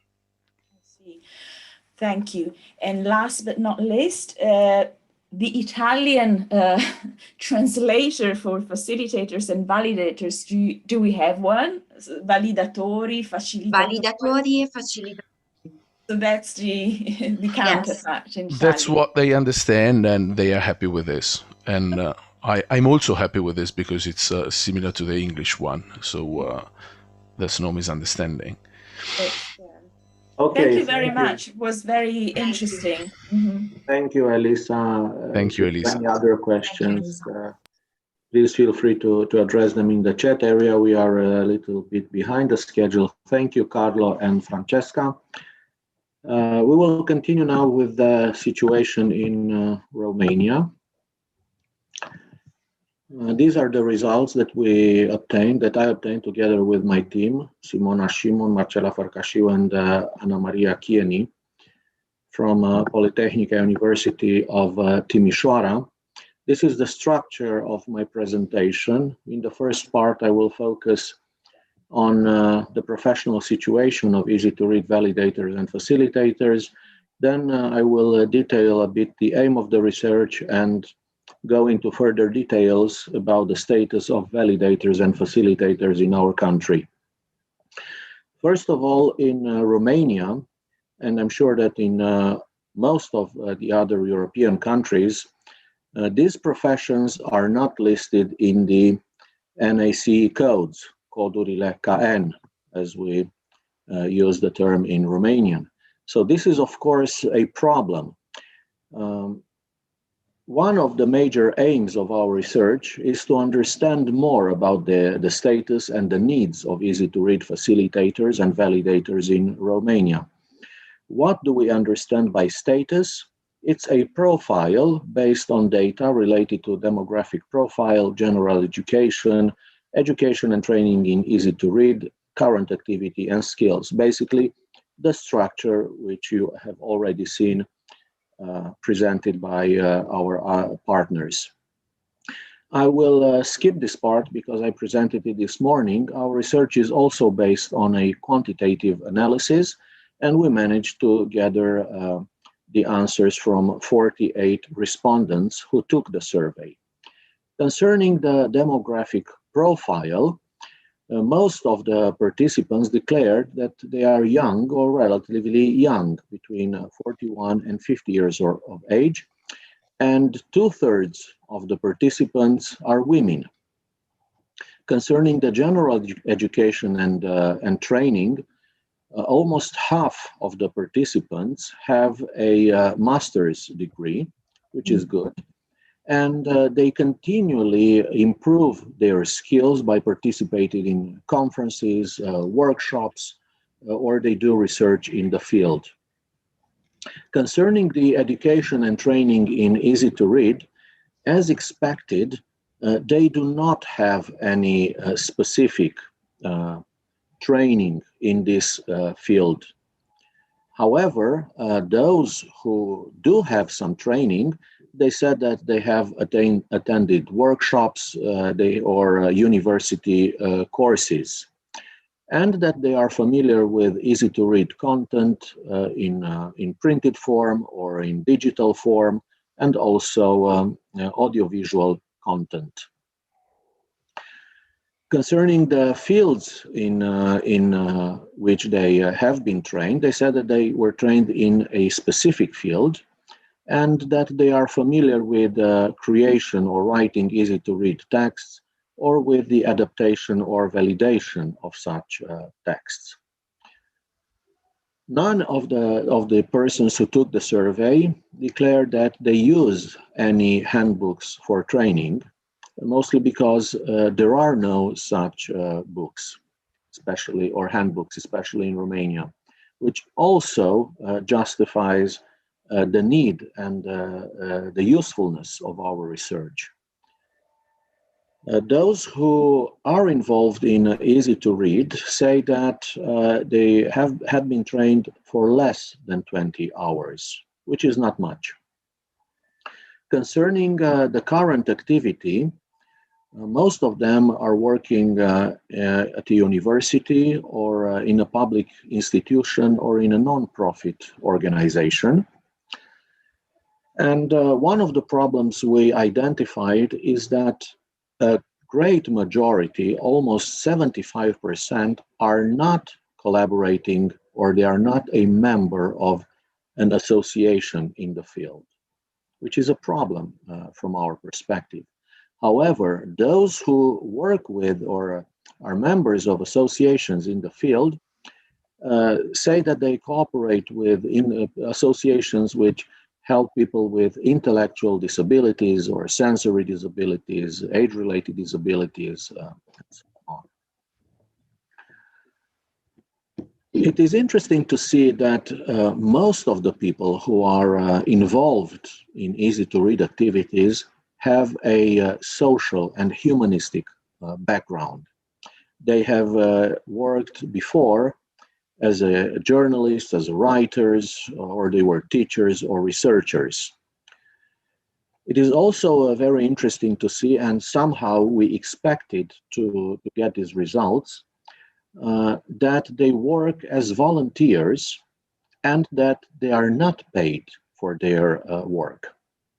Concerning their activities as validators, the 8 people who took this part of the survey declared that they are not trained validators and that they have worked in usually in one project, one validation project. When they do work in projects, they usually work in a team. Concerning the activities they perform as facilitators, pretty much we obtain pretty much similar answers. They are not trained facilitators, and before working as facilitators, that means, and let me remind you that facilitators facilitate the validation activities. So before they working as a facilitator, they worked as a validator, as a researcher, or as a writer.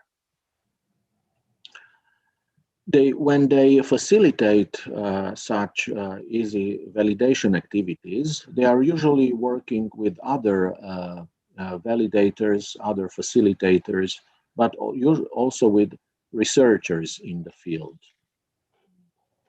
Concerning the skills that they would like to have, they say most of them answer that they need skills for working in a team, vocal and communication skills, global easy-to-read knowledge, history, reading skills. And they are very keen on enrolling in similar training programs, and they would definitely recommend such programs to other people who are involved in easy-to-read activities. Overall, we believe that the results we obtained for Romania are in line with the other national results obtained in Germany, Italy, Slovenia, or Spain, and prove that easy-to-read validation and facilitation are unexplored fields with a huge research potential.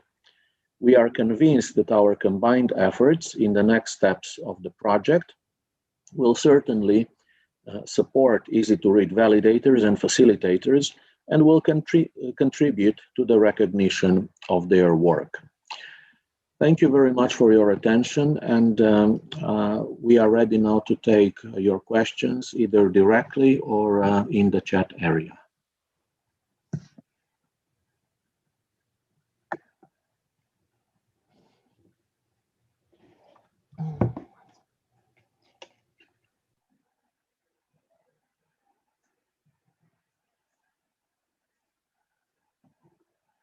If there are no questions, thank you once again for your attention.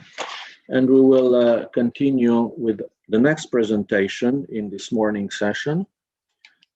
We are right on the schedule. We will continue with Tatiana Knap, who will share the Slovenian experience.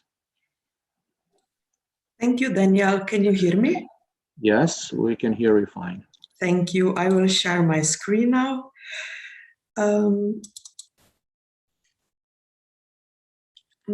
Just a second.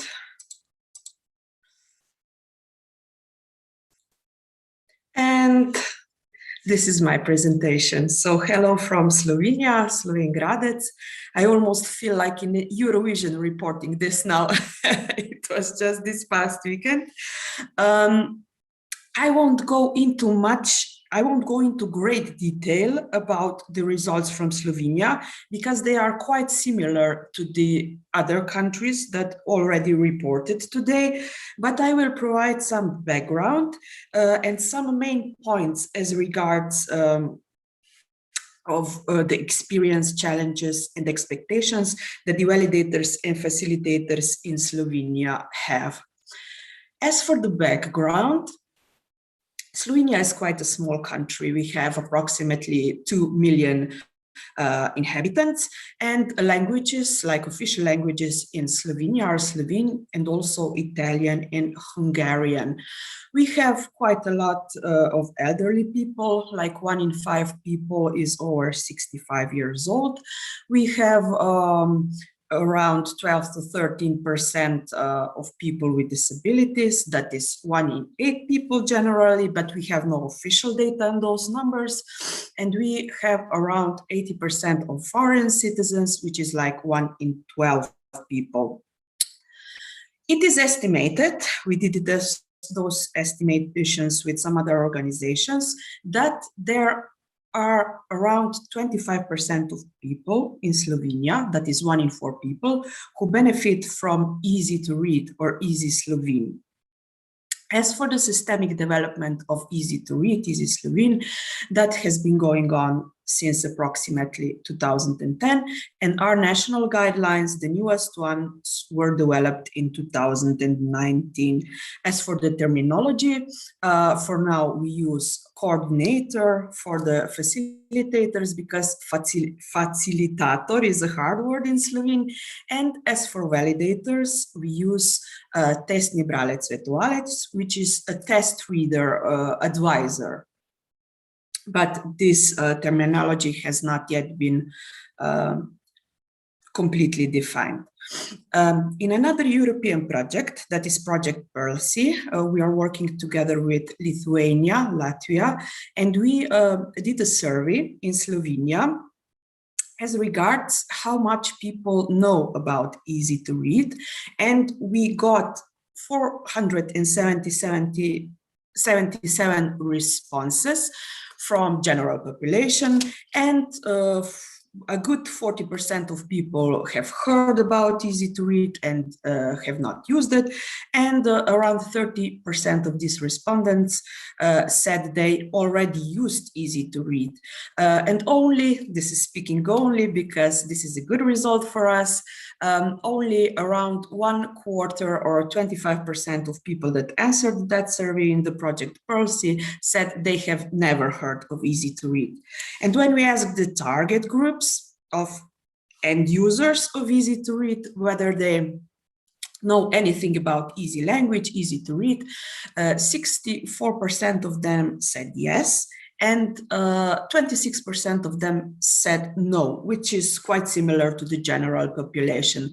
So from this research in this other project, we can conclude that easy to read is gaining recognition in Slovenia in these last years. And now come to our survey. 58 filled-in surveys were gathered in Slovenia. 18 of the people responding to it were validators and 17 were facilitators. 1 person said they were both, and 22 people said they were neither. They were other professionals in the field of easy to understand, such as authors or editors, for example. And as gender-wise, we are already accustomed to this from today's presentations. Most of the respondents were female. That was 78% of them, and 22% of them were male.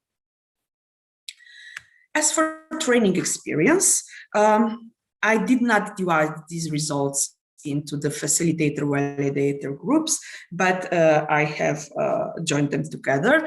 And 71% people said, this is in this purple color, they said, yes, we have received training related to easy to understand. And 29% of them said, no, we did not have any training related to this. As for what type of training have they received, most of them attended workshops, a lot of them received in-house training at their company, institution, and some of them attended a new university course, which is a good news for Slovenia, because now we do have one university course optional at the Faculty of Education in Maribor. We asked them, in what field have you been trained? They said, majority of them said they have received a general training on several fields related to easy to understand, or several areas like technical area and so on.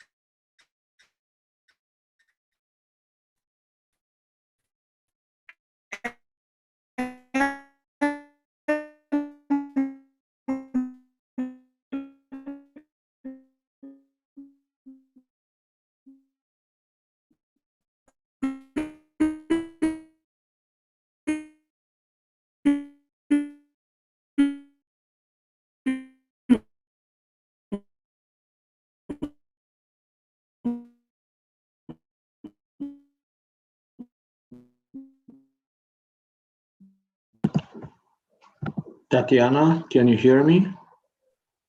I think that we lost, you have a poor internet connection. Majority of that, yeah, this is books that we have.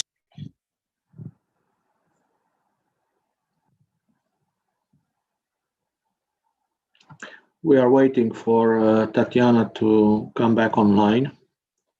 Apparently she is experiencing some technical problems.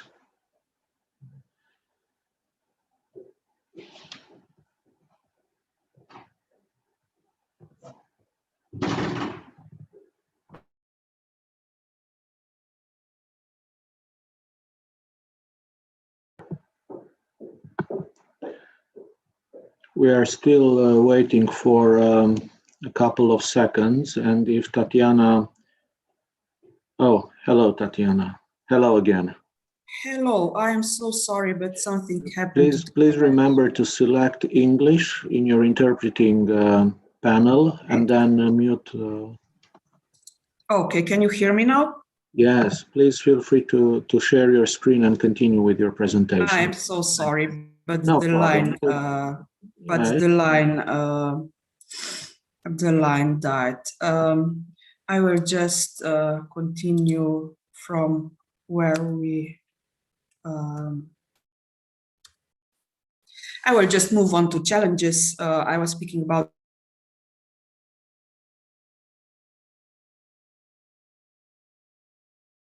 the handbooks earlier and finish that, and others whether they think they need better skills and knowledge, and a majority of them said yes, we do need them. Some of them were not sure, and there was only a small amount of people who said no, we don't need better skills and knowledge.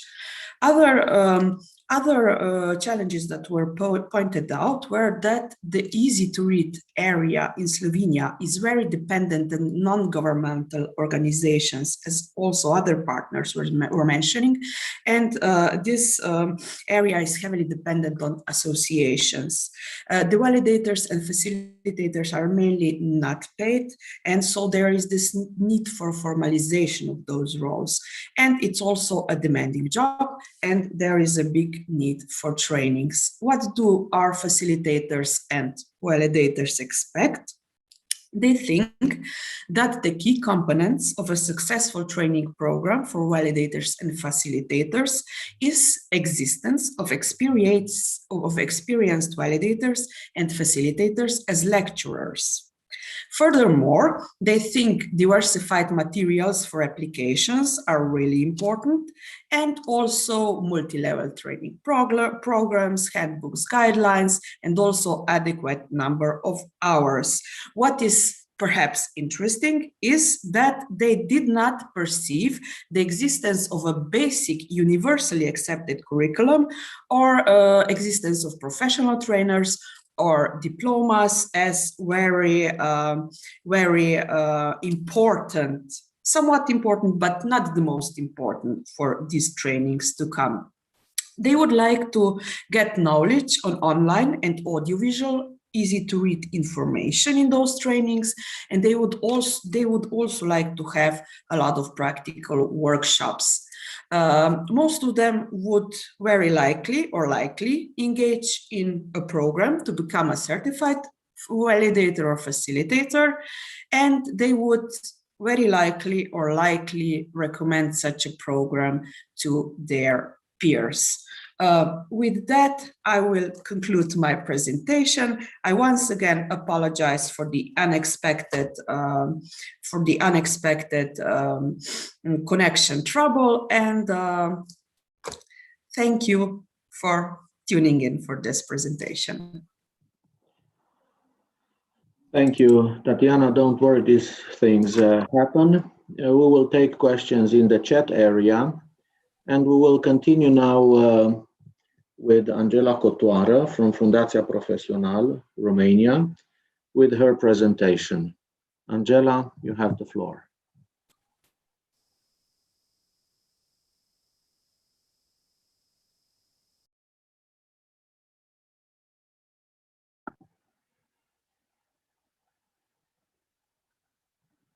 Angela? All right, here you are.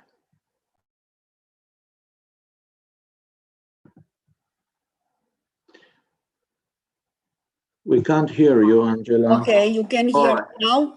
Excellent. Right. Okay, very good. So, because I have some problems with the video, I will leave it, turn it off. So I start my presentation, and the title of my presentation is National Goes International, because I don't want to enter into many details. I decided to talk about how only 16 respondents could make a big impression as far as validation and facilitation is concerned. Okay. Now I would like to move on. I don't know if I can. So, sorry.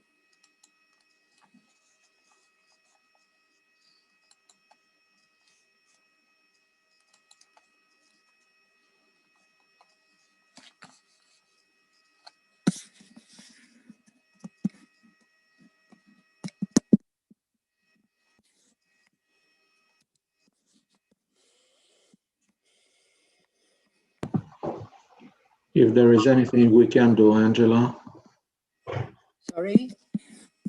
please let us know.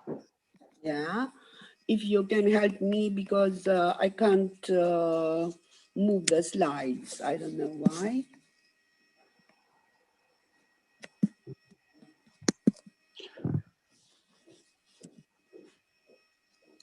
All right. Okay, thank Excellent. you. So this is the agenda. As you can see, there are lots of questions. Why are so many questions? Because we have waited for a lot of questions from the audience, but there weren't so many. So as a teacher, I always wanted to teach my students to ask questions. Asking questions is the basis of inquiry-based learning, which is very important for the critical thinking and for communication. So the first question is, why are we here? Who is professional? Because I will take this opportunity to make my organization a little bit visible to everybody. What does it do? What does this conference disseminate? Why national goes international? Where the conference participants are from, and the conclusion. All right, so we are all here because we want to find out a lot of things about the status of training programs for validators and facilitators. And we were very much into these problems, listening to our partners who talked previously about the situation in all their countries, which are scattered all over Europe. Who are we? We are a non-governmental and non-profit foundation in Romania. We are a school of languages. We teach Italian, Spanish, German, English, and even Finnish. And we are also concerned with training, mentoring, and a lot of coaching. A professional supports the human dignity and well-being of women. So we are advocates of women's and of gender equality. And we had lots of projects connected with this topic. So for other people who are not from Romania, I chose this picture because if you Google Romania or Romanians, you are going to discover that the answer is the question, what Romanians are famous for, Transylvania and the story of Dracula. We are based in Transylvania. If you look on the right side of this slide, you are going to see a bear. So we have a wide population of bears, and there is a lot of debate on their future, if we need so many or if we don't. Some people who like hunting, they are of the opinion that we have to hunt them. Other people are defending and say that we are the last country maybe in which such a population of bears exist. What am I doing here? I was responsible for the survey in English, and I spread it, and we received 16 responses from 12 countries. To my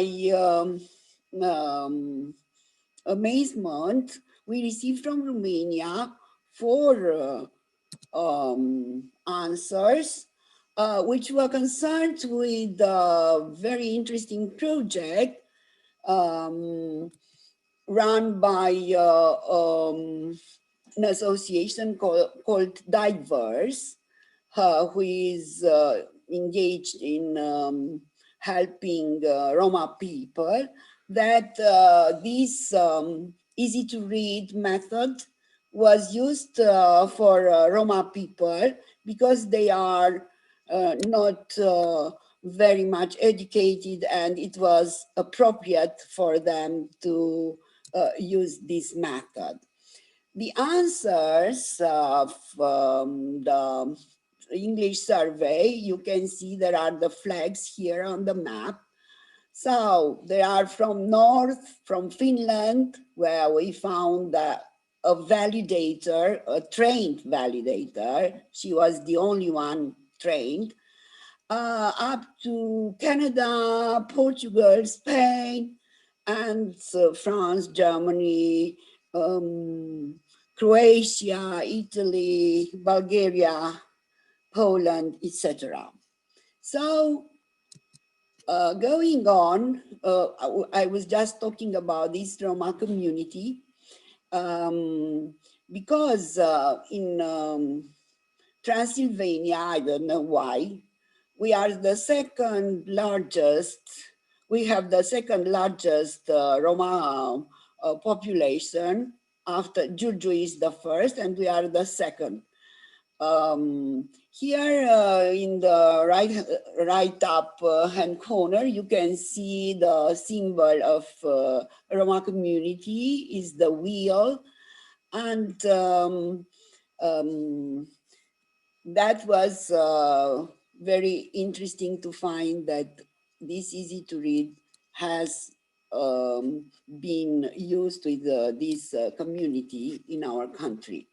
For the rest, for the age, education, and gender, we discovered things like this. I think they are similar to Spain because the respondents were between 51 and 61 of age.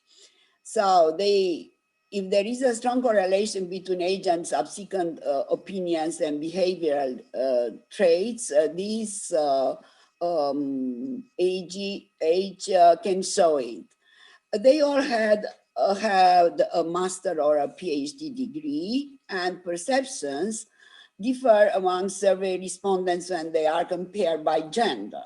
The percentage of female survey respondents was 3 times higher than that of the male ones. And now I'm asking you why. Why do you think? Because females are better at reading since the primary school girls tend to read better than boys. I searched the internet and found another survey applied to 2,000 people. And there they say that women read more than men, and that men rarely finish a book. Or maybe, and this is my opinion, women are more empathetic. So being a gender advocate, I would like to stress a little bit over this matter. Validators and facilitators needs. From all the replies, only the Finnish respondent seems to be a validator. From the responses related to training, we might conclude that there is a particular interest in this path. So our project has all the, how should I say, it is very appropriate, and it is going to be to answer a need or more needs, because there aren't many facilitators and validators trained. As I remember well, the name of these, let's say, professions between inverted commas, or maybe they will really become professions, were debated in our project at the beginning. The majority of volunteers need training, and if this will be concluded with a certification, which is going to happen in our project at the end, because it is a 3-year project, their confidence and responsibility among both categories, validators and facilitators, will definitely increase. Which are the most important mental abilities to be addressed? Intellectual disability involves problems with general mental abilities that affect functioning in two areas. Intellectual functioning, such as learning, problem solving, judgment, adaptive functioning, activities of daily life, such as communication and independent living. Intellectual and reading related disabilities represent the majority problems dealt with, over 50%. I didn't want to use a lot of figures and didn't want to use the results of the questionnaire in graphs, because I wanted to highlight what they are transmitting. Are there certified professions in easy to read? So I don't think that we found out in this survey in English, because only the Finnish professor at the university said, I am the person in charge of the courses in Easy Finnish at our university. And I wrote another comment, which I liked very much. I love that you are doing this survey. And this can say a lot of things for us as partners in this project. So this is the disclaimer, and I would like to thank you all for listening to me, and I wish you have a rewarding experience by taking part in this conference. So goodbye. Thank you very much, Angela, for your presentation. As we are a little bit behind the schedule, we will take questions as usual in the chat area. So I invite all participants, all attendees, to feel free to type their questions or comments, and all panelists will answer them there. We will continue now with the last but one presentation in this morning session. I will share the screen and make an overall presentation on the status of training programs for validators and facilitators in Europe. In the first part of our meeting, you had the opportunity to see the results for each individual country. And now we collected the results in a consolidated form, and we interpreted them all together. So in my presentation, I will skip some of the parts which I presented this morning. You are already familiar with the project partners, with our challenges and motivation. We have also detailed the working methodology and workflow. Let me briefly remind you that this presentation is based on the analysis of 336 surveys, which we gathered from Germany, Italy, Romania, Slovenia, and Spain. Concerning the demographic profile of the surveys, most of the people who live in the countries of the project. In addition, we received answers from people living in other countries, including Argentina, Austria, Cyprus, Hungary, and Switzerland. Most of the mother tongues spoken by them mirror the official languages of their countries, but we have also identified a variety of other mother tongues, including Hungarian, Catalan, Russian, Valencian, Galician, Polish, and Serbian. This widespread geographic representation of the countries and the variety of languages are clear indicators of the European dimension of the project and justify the generalization of the results at European level. Concerning the age of the surveyees, the majority of them are relatively young. Some of them are older, between 51 and 60. 2/3 of the people surveyed are women and 1/3 men.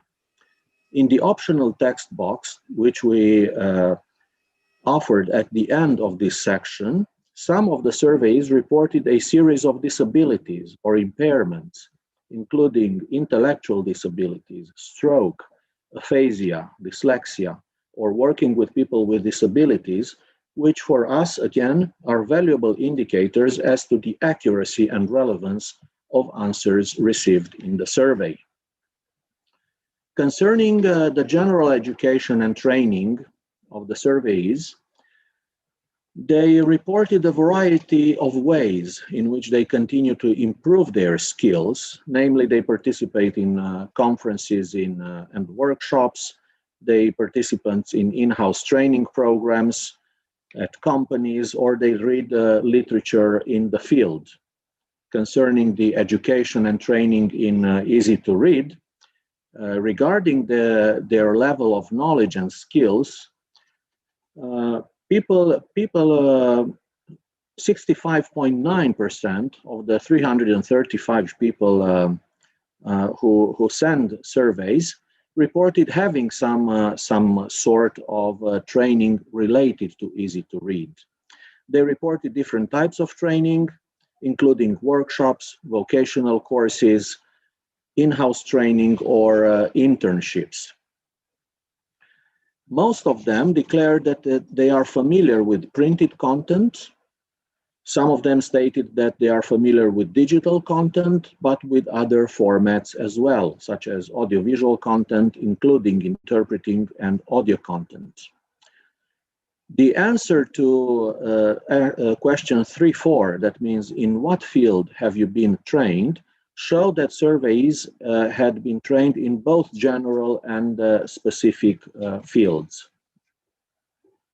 The answers received in the next question show that 119 surveys would not have liked to be trained in any other additional field. At the same time, the answers we received from other surveys reveal an impressive variety of content and fields of interest presented in the following tables. The answers are extremely helpful for us for the future steps of our research, namely creation of a validation and facilitation curricula and developing specific fields. The answers to the next question show a preference for a variety of hands-on activities, including practical adaptation, translation exercises, practical proofreading or revision exercises, validation, revision quality control, practical creation or writing exercises. The majority of the persons who answered question 3.8 of the survey stated that they had not received or used any handbooks for training. 21 persons said that they used existing guidelines or leaflets such as Information for All. Concerning the current activity, the question regarding this section revealed that most of them work in a non-profit organization. The second and third largest category consisted of people working in public institutions and in universities. Similarly, the majority of the surveyees stated that they collaborate with or are a member of an association. As for the type of association they work for, the majority of the answers revealed that these are associations supporting people with intellectual disabilities. Regarding the professions they worked in before becoming an expert in easy to read, 34 surveys reported that they did not work in any other profession. On the other hand, the majority of the answers, that means 294, they displayed various occupations, including those associated with writers, journalists, teachers, instructors, counselors, researchers, and so on, basically from the social humanistic areas. The answers concerning validators we have received 199 validators who answered these questions. They said that they are trained validators and that they had been working on more than 10 validation projects. The majority of the answers revealed that the validation of easy-to-read content is done in a team. And usually that team consists of other validators, facilitators, or writers. 62 of the 109 validators stated that they work in a team and share the document with one or more validators designated by someone else, while 32.1% declared that they prefer to work in a team with other validators chosen by them. Most of the validators use guidelines when they validate. Some of the reasons given by the validators who do not always use guidelines include the fact they do not trust them and that they prefer to work and decide in a team instead, that they believe the guidelines are not adequate for validators, readers, or people with disabilities.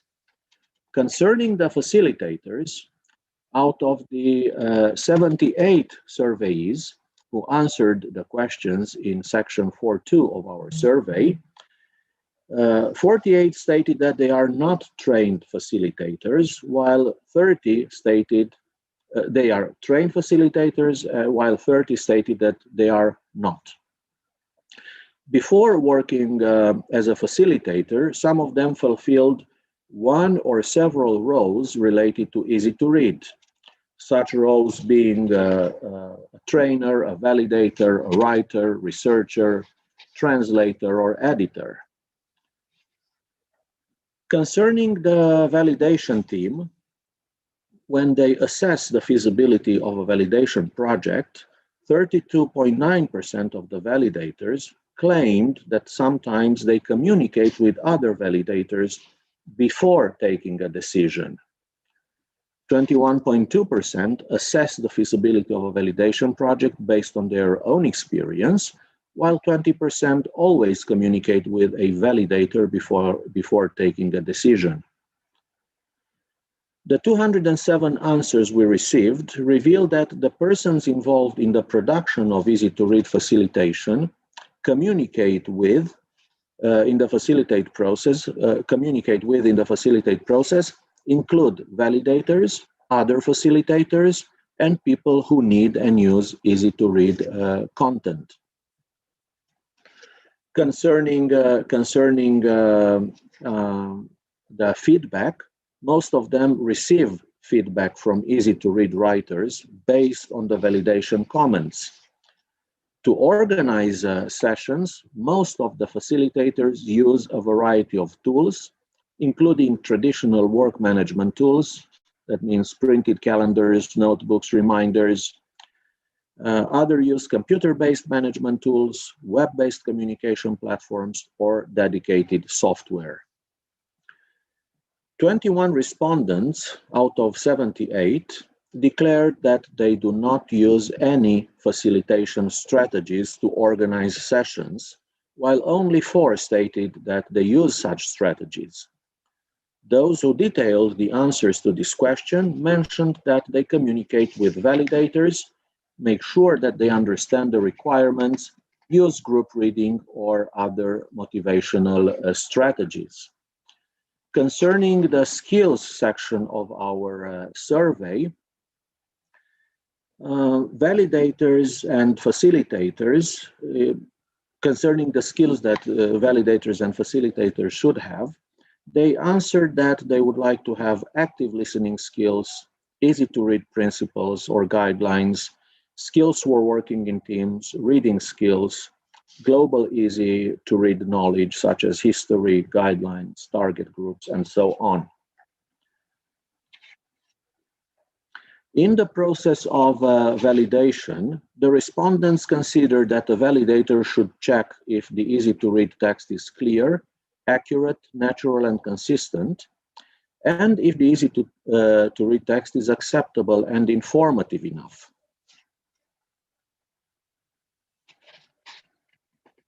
Last but not least, these are the final. Oops, sorry.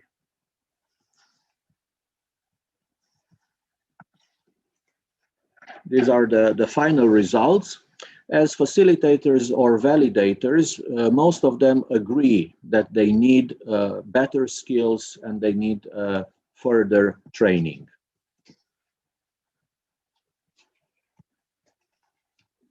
Concerning the future results and research directions, we believe that the results that we managed to obtain and presented here are rich, diversified, realistic, and representative for a widespread geographical area in Europe.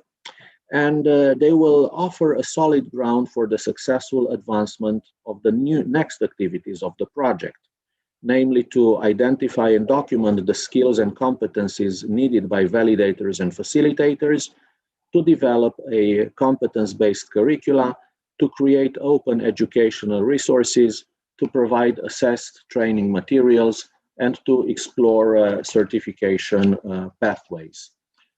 This is the link to our website, where in the next weeks we will publish in full our report. It will be open to all of you, so please don't hesitate to access it and to contact us if you have any other questions concerning the training for validators and facilitators.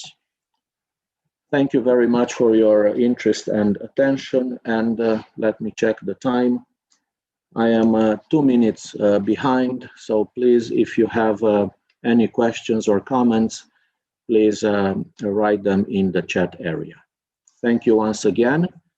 I will stop my sharing my presentation now.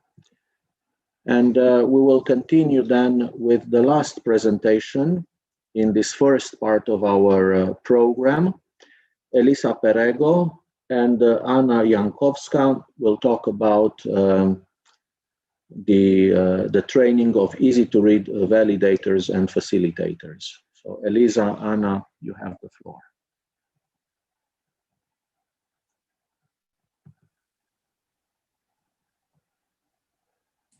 Okay, I'm trying to reactivate the video.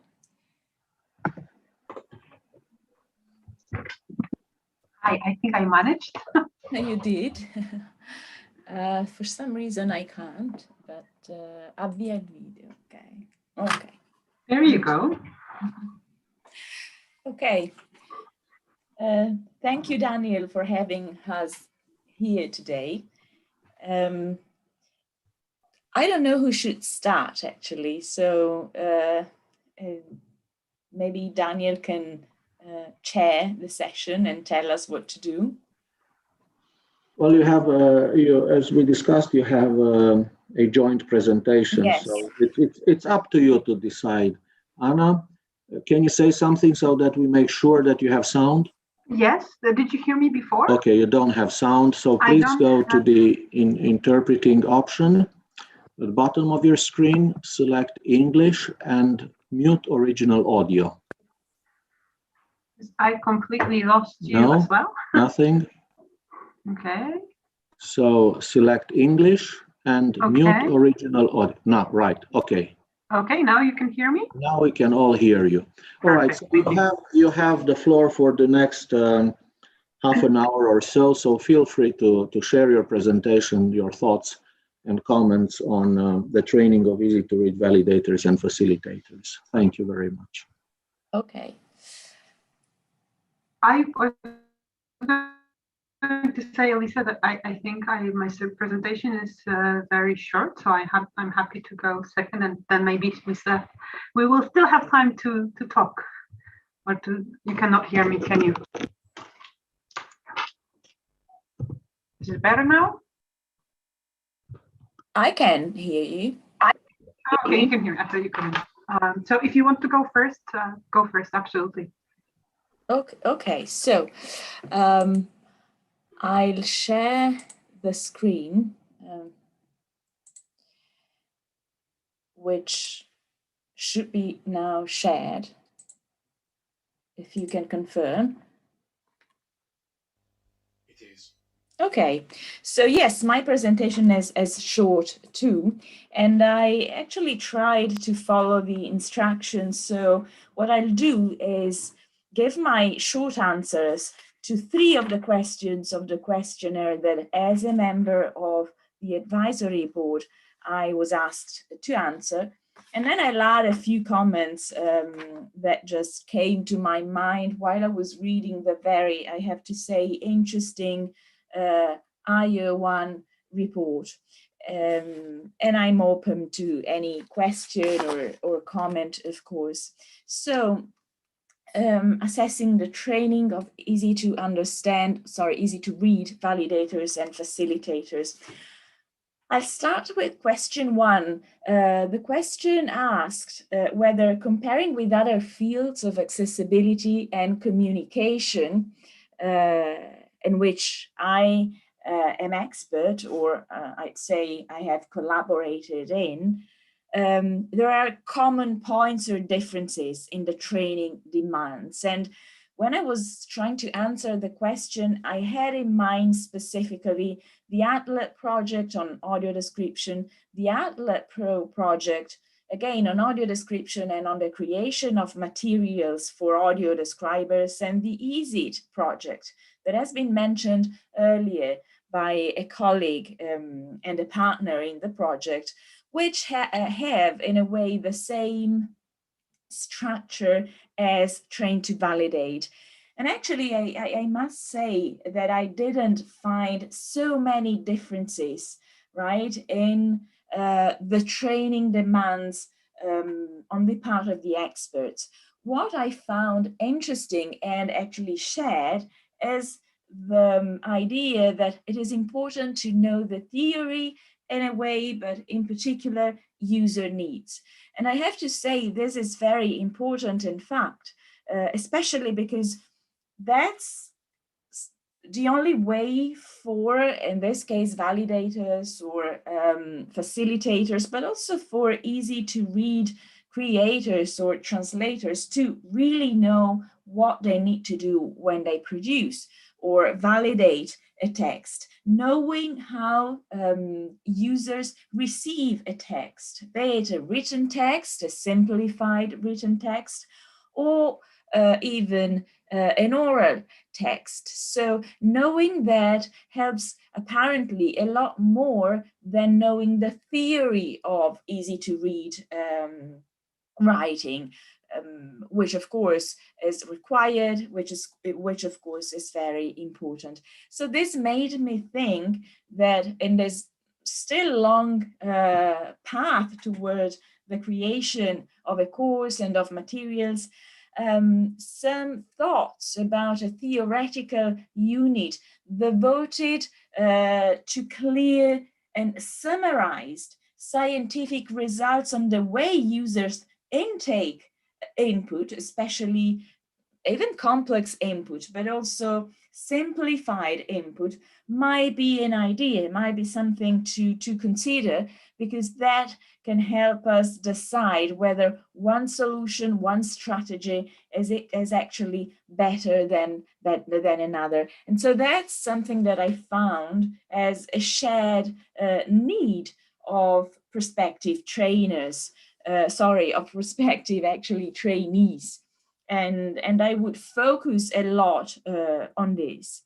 And this is kind of linked to what has emerged this morning, you know, the use or need or whatever of handbooks. People tend to use guidelines, which is fine, but what I heard this morning is that probably, you know, we really, in this sector, we really need a handbook that starts or stems from user needs and helps validators to know what they do, to know what is fine, to know what is not fine when they have a text in front of them and have to assess it in a way. The second question is this one. From the result of the survey, what aspects related to easy to read validation or facilitation could be interesting to research in the future. And this is a topic that I really care about. And I think that the answer is text complexity.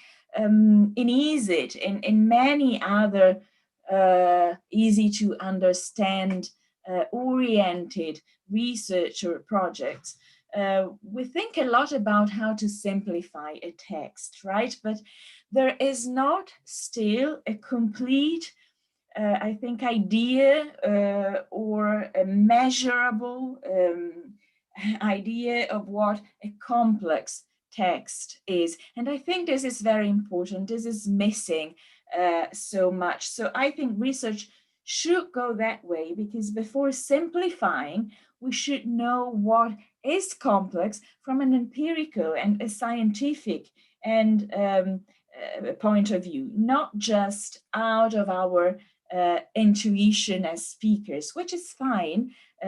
We also have a solid background in linguistics or translation or readability in very many sectors, but assessing a complex text is not there yet. So there are indexes of text readability, but those are different. For instance, if we compare them to a more general idea of a usable text, which is what we want for people who cannot intake particularly complex texts. And this can be useful for those who create easy to read text, but also for those who validate easy to read text. And what is more, and what is even more important is that readability, which is kind of measurable today. We have online software, free software that can help us assess readability and that give us very important data on how a text is, are not really enough, especially because simplification nowadays does not necessarily apply to written and readable or texts or texts that are written to be read. Many users we know prefer to listen to an easy to read or an easy to understand text because that's their preferred way of intaking information, even if it is simple information. And also nowadays, the range of multimodal realities through which we obtain information is so wide. Let's think about podcasts, for instance, or films, of course, any audiovisual content that we intake, not by reading this type of content. And so usability in general terms and applied not only to written modes should be probably researched a lot more in order to get to really accessible, to really usable texts, be them written or conveyed orally. So that's, the second answer I felt I wanted to give to the questions I received. And last but not least, do consider that this survey provides with relevant data to build a training certification for facilitators and validators. I actually was not sure about the way I got the question. Probably the answer was about creating a training course, I think, with a possible final certification for facilitators and validators.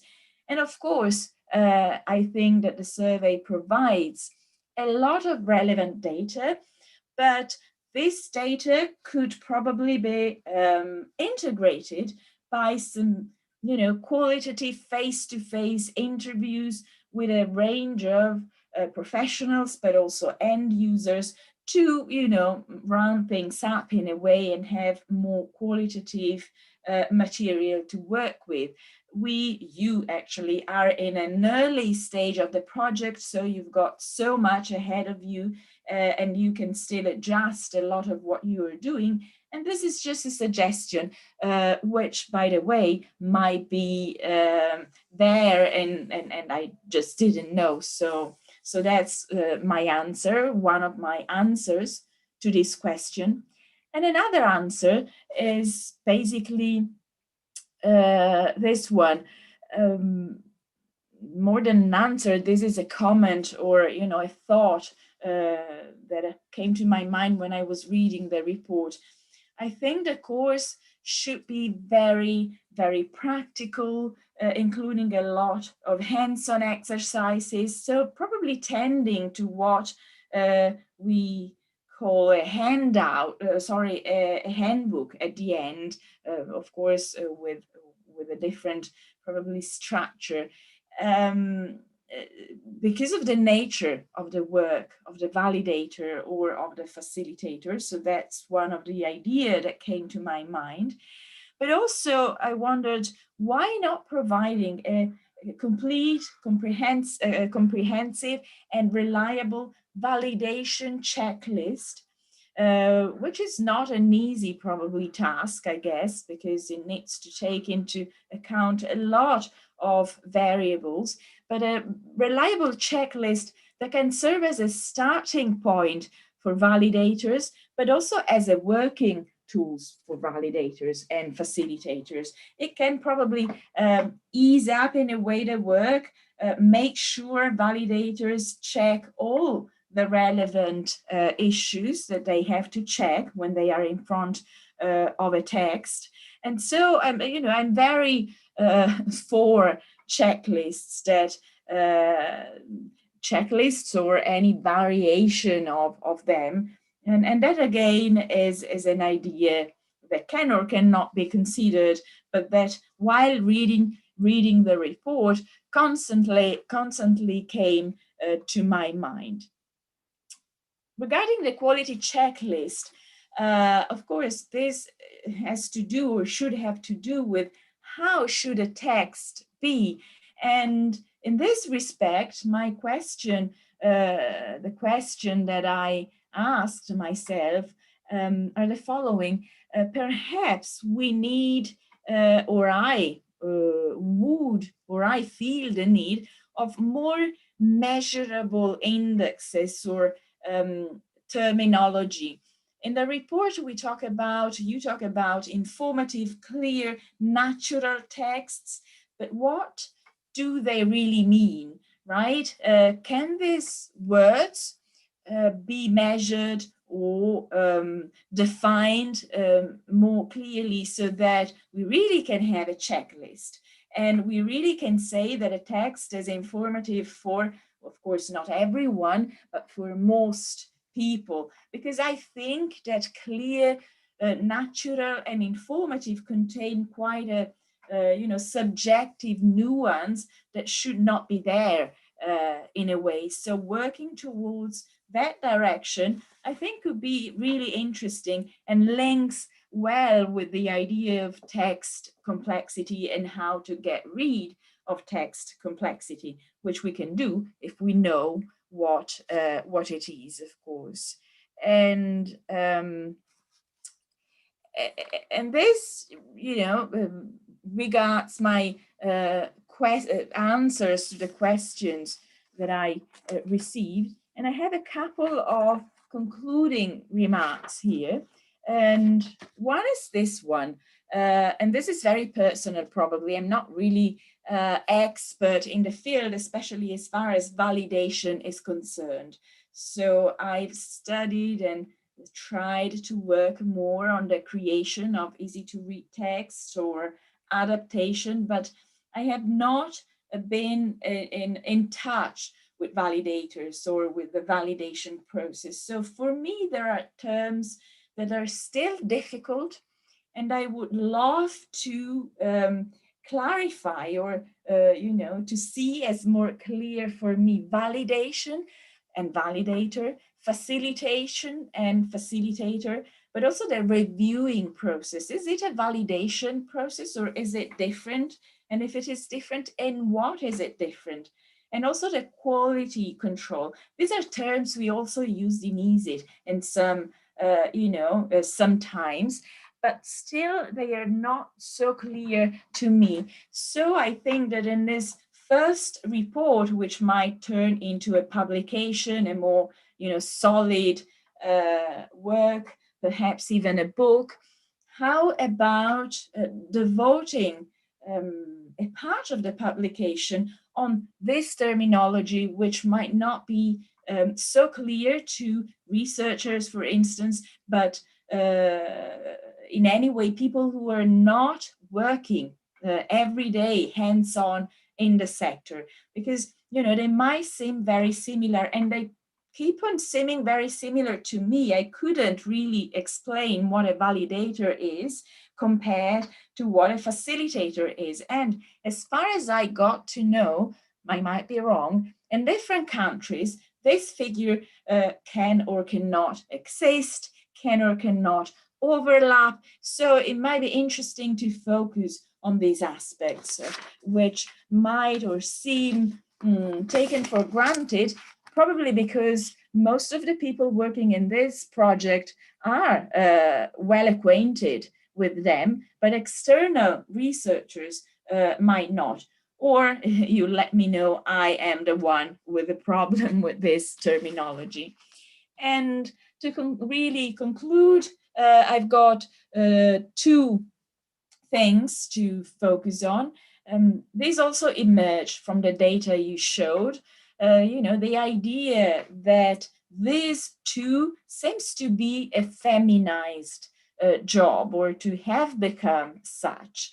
And this is what happens also in other realms that have to do with language, translation and interpreting. Also the EASIT results gave us such an idea. There are so many women working in the sector and not so many men working in the sector, but we do not know why, at least not at the moment.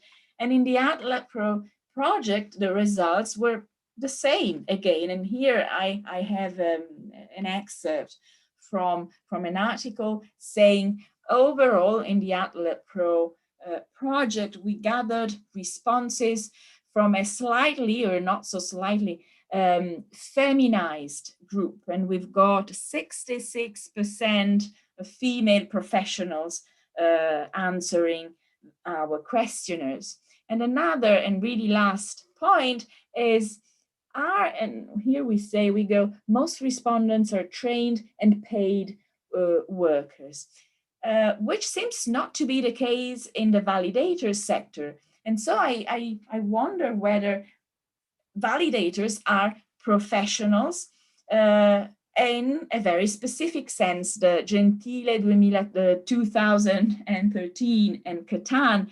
2018 sense. Are these people who provide a service that the buyers of the service cannot offer themselves, and they're also paid? Maybe, talking of validators in these terms can also be an interesting way of presenting them, I think, and also of turning them into paid professionals, because as far as I got, they are still not, which is a shame given the huge actually work they do, work that is important socially, especially. So they really deserve a recognition, which also comes from being paid. And that's it. Thank you very much, Lisa, for this comprehensive presentation. In fact, this is one of the major aims of our project. We intend to... Daniel, we can't hear you.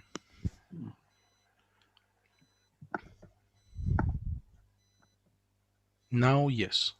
Okay, thank you, Carlo. So thank you very much, Elisa, for this comprehensive presentation.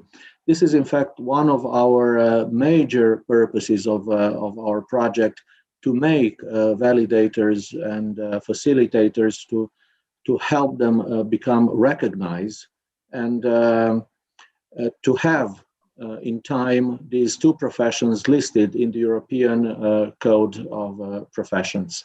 Thank you very much, Elisa. Anna, I think that you still have some 5 minutes left for your presentation. Feel free to start whenever you are ready. Okay, I will do my best to do it in 5 minutes. I think, can you hear me, right? You can hear me. We can hear you fine. Okay. I'm trying also to use live subtitling, so it might work, might not, because I don't have the mic on. Okay, what I did was I tried to address the questions that you provided, but I think I took them more as an inspiration. So I refer to them more loosely. First of all, I think I should start with a very short explanation where I come from, because I look at the participants and there are so many names I don't know, and I don't know what the backgrounds are. But my background is audiovisual translation and accessibility, both research and practice. So I work at the university, but I'm also very actively involved with an NGO that provides access services. But at the same time, I have to say that I'm quite ignorant when it comes to easy to read. I hope this doesn't get me kicked off the advisory board that I have the honor to be part of. But I think I'm saying this for a purpose, because I think many people in AVT and media accessibility don't really know a lot about easy to read. And I think very often we might confuse easy to read with plain text, for example. And I also noticed it's an issue, for at least in Poland right now, when we are implementing the European Accessibility Act, and we have accessibility coordinators in many public institutions. There is this constant buzz of what is easy to read, is it plain text, how to prepare this, who should prepare this, and so on. So this is my perspective in this presentation that I will try to make super short. But I also think it's a good perspective in a way that, to me, AVT and media accessibility experts and easy to read experts only are starting to work together. We have not worked together before, which is quite interesting when you think about it. And I think we could mutually benefit from what has been done. And I can tell you what has been done in AVT MA projects that I think relate to this project in a way. I will maybe try to skip as much as possible, but my main point is that, however, we in audiovisual translation and media accessibility deal with access, especially for people with sensory disabilities or to linguistic barriers, through audio description and subtitling for the deaf and hard of hearing, subtitles, dubbing, voiceover, and so on.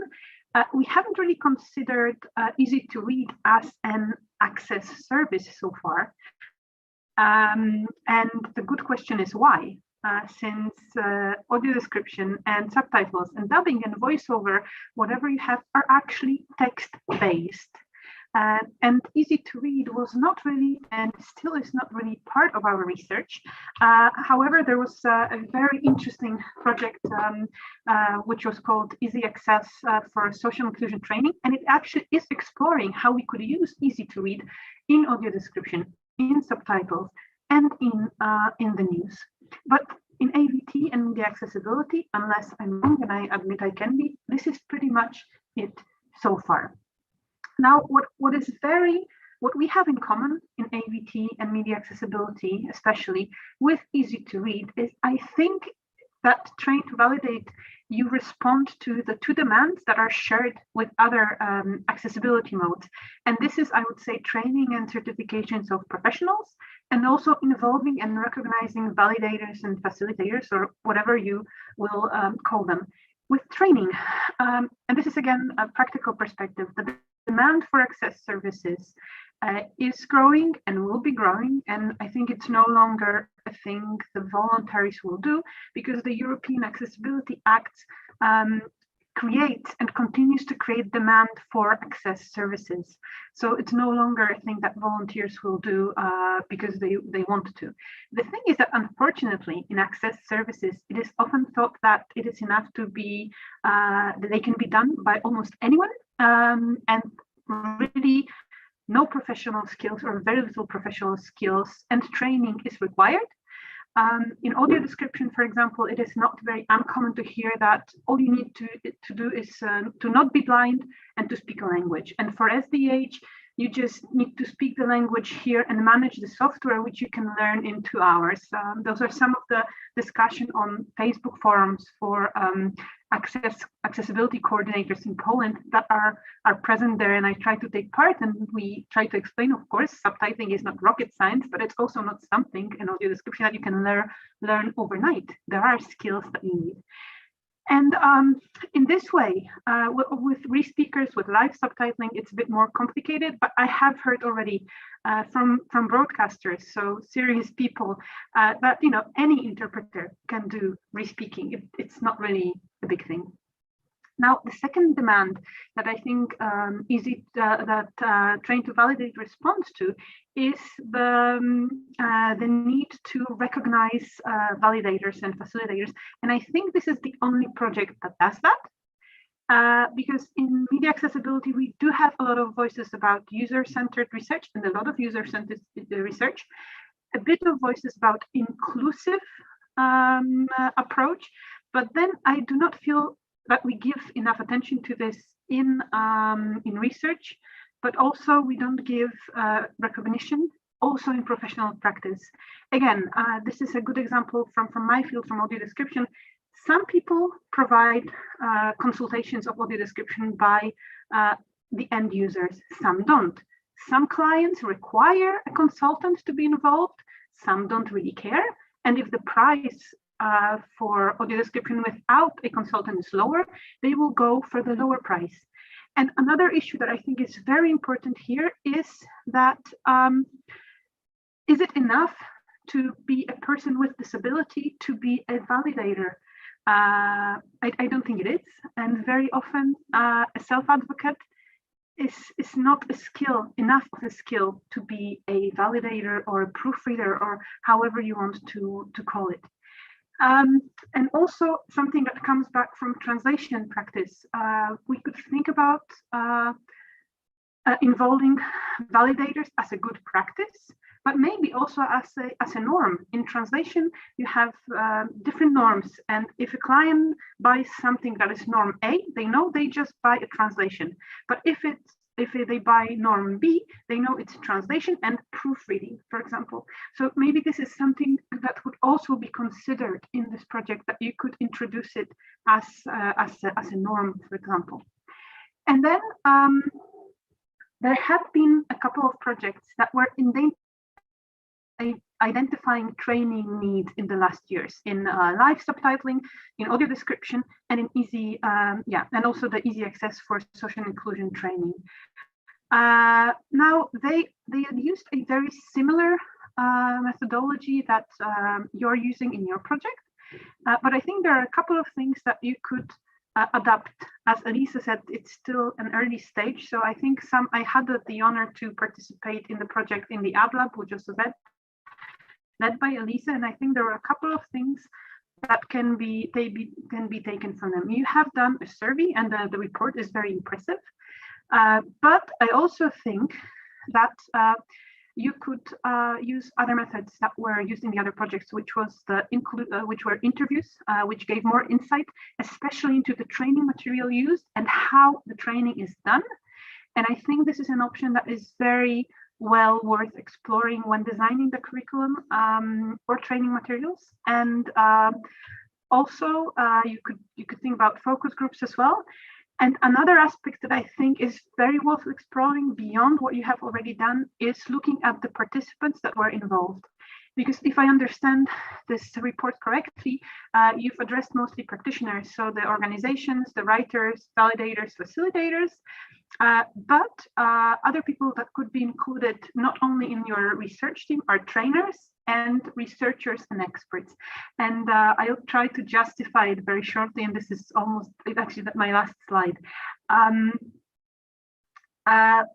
Why I think it makes sense to involve trainers and researchers and experts as part of your research, the target group. I think that myself, being a researcher and a trainer, I think that sometimes trainers and researchers see maybe not more, you know what I mean, but you have a different perspective of what might be useful in training and what requires, for example, more time and attention based on the training experience that they have. And I'm pretty inclined to say that that trainers probably would suggest more training hours than the practitioners themselves see they need, especially if you have surveyed people who have experience in what they do. They might see some things as easier than they really are. And also, and I think this is something that comes from your report actually, trainers and especially researchers, I think they could bring in a new fields that could be added to the curriculum. And to give you just one example, most of the survey participants said that they are used to working with printed text and digital text, and very few people recognize that they would like to broaden the scope by, for example, including audiovisual media. And that's something that I think might have been suggested by researcher, I'm sure, because you're super lucky to have Rocio and Carlo on your team, so I'm sure you have this covered, but there might be other things like that. That could come up if you also open up to trainers and researchers and experts, and that's it. Anna, thank you very much for your presentation. I see that we may have 2 or 3 minutes for questions or answers. No problem with that. Excellent presentations this morning. I would like to thank you all.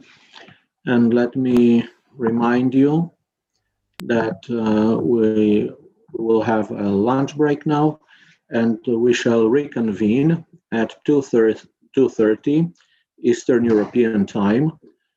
In the afternoon session, we will have 5 presentations given by specialists in the field, and at 4 o'clock Eastern European Time, we will officially close the conference. If there are any other questions concerning the program or any other organizational questions, please feel free to address them now. Daniel, I have a question. Can I ask a question to Anna? It's not an organizational question. Definitely. Is it please late? do ask. Please. Okay. Thank you, Anna. Hello. Related to the very last thing that you mentioned, can you tell us a little more about what you mean in when you talk of involving trainers and other types of researchers? Thank you. Yeah, absolutely. This is something I think also that was done in ADLAB Pro. So Elisa is also a very good person to answer this question.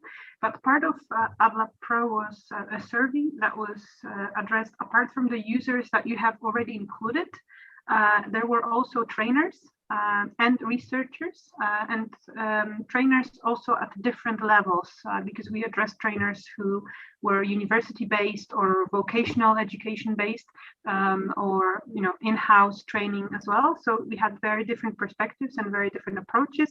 And I think it was, if I remember, it was especially visible in the attitude towards improving theory in training, and most of researchers and the university-based researchers were suggesting that theory, is not a bad thing. And I agree. Theory it's not a bad thing if you introduce it properly, because you don't have to later on open up a door that is already open. No, you have a toolbox that theory brings.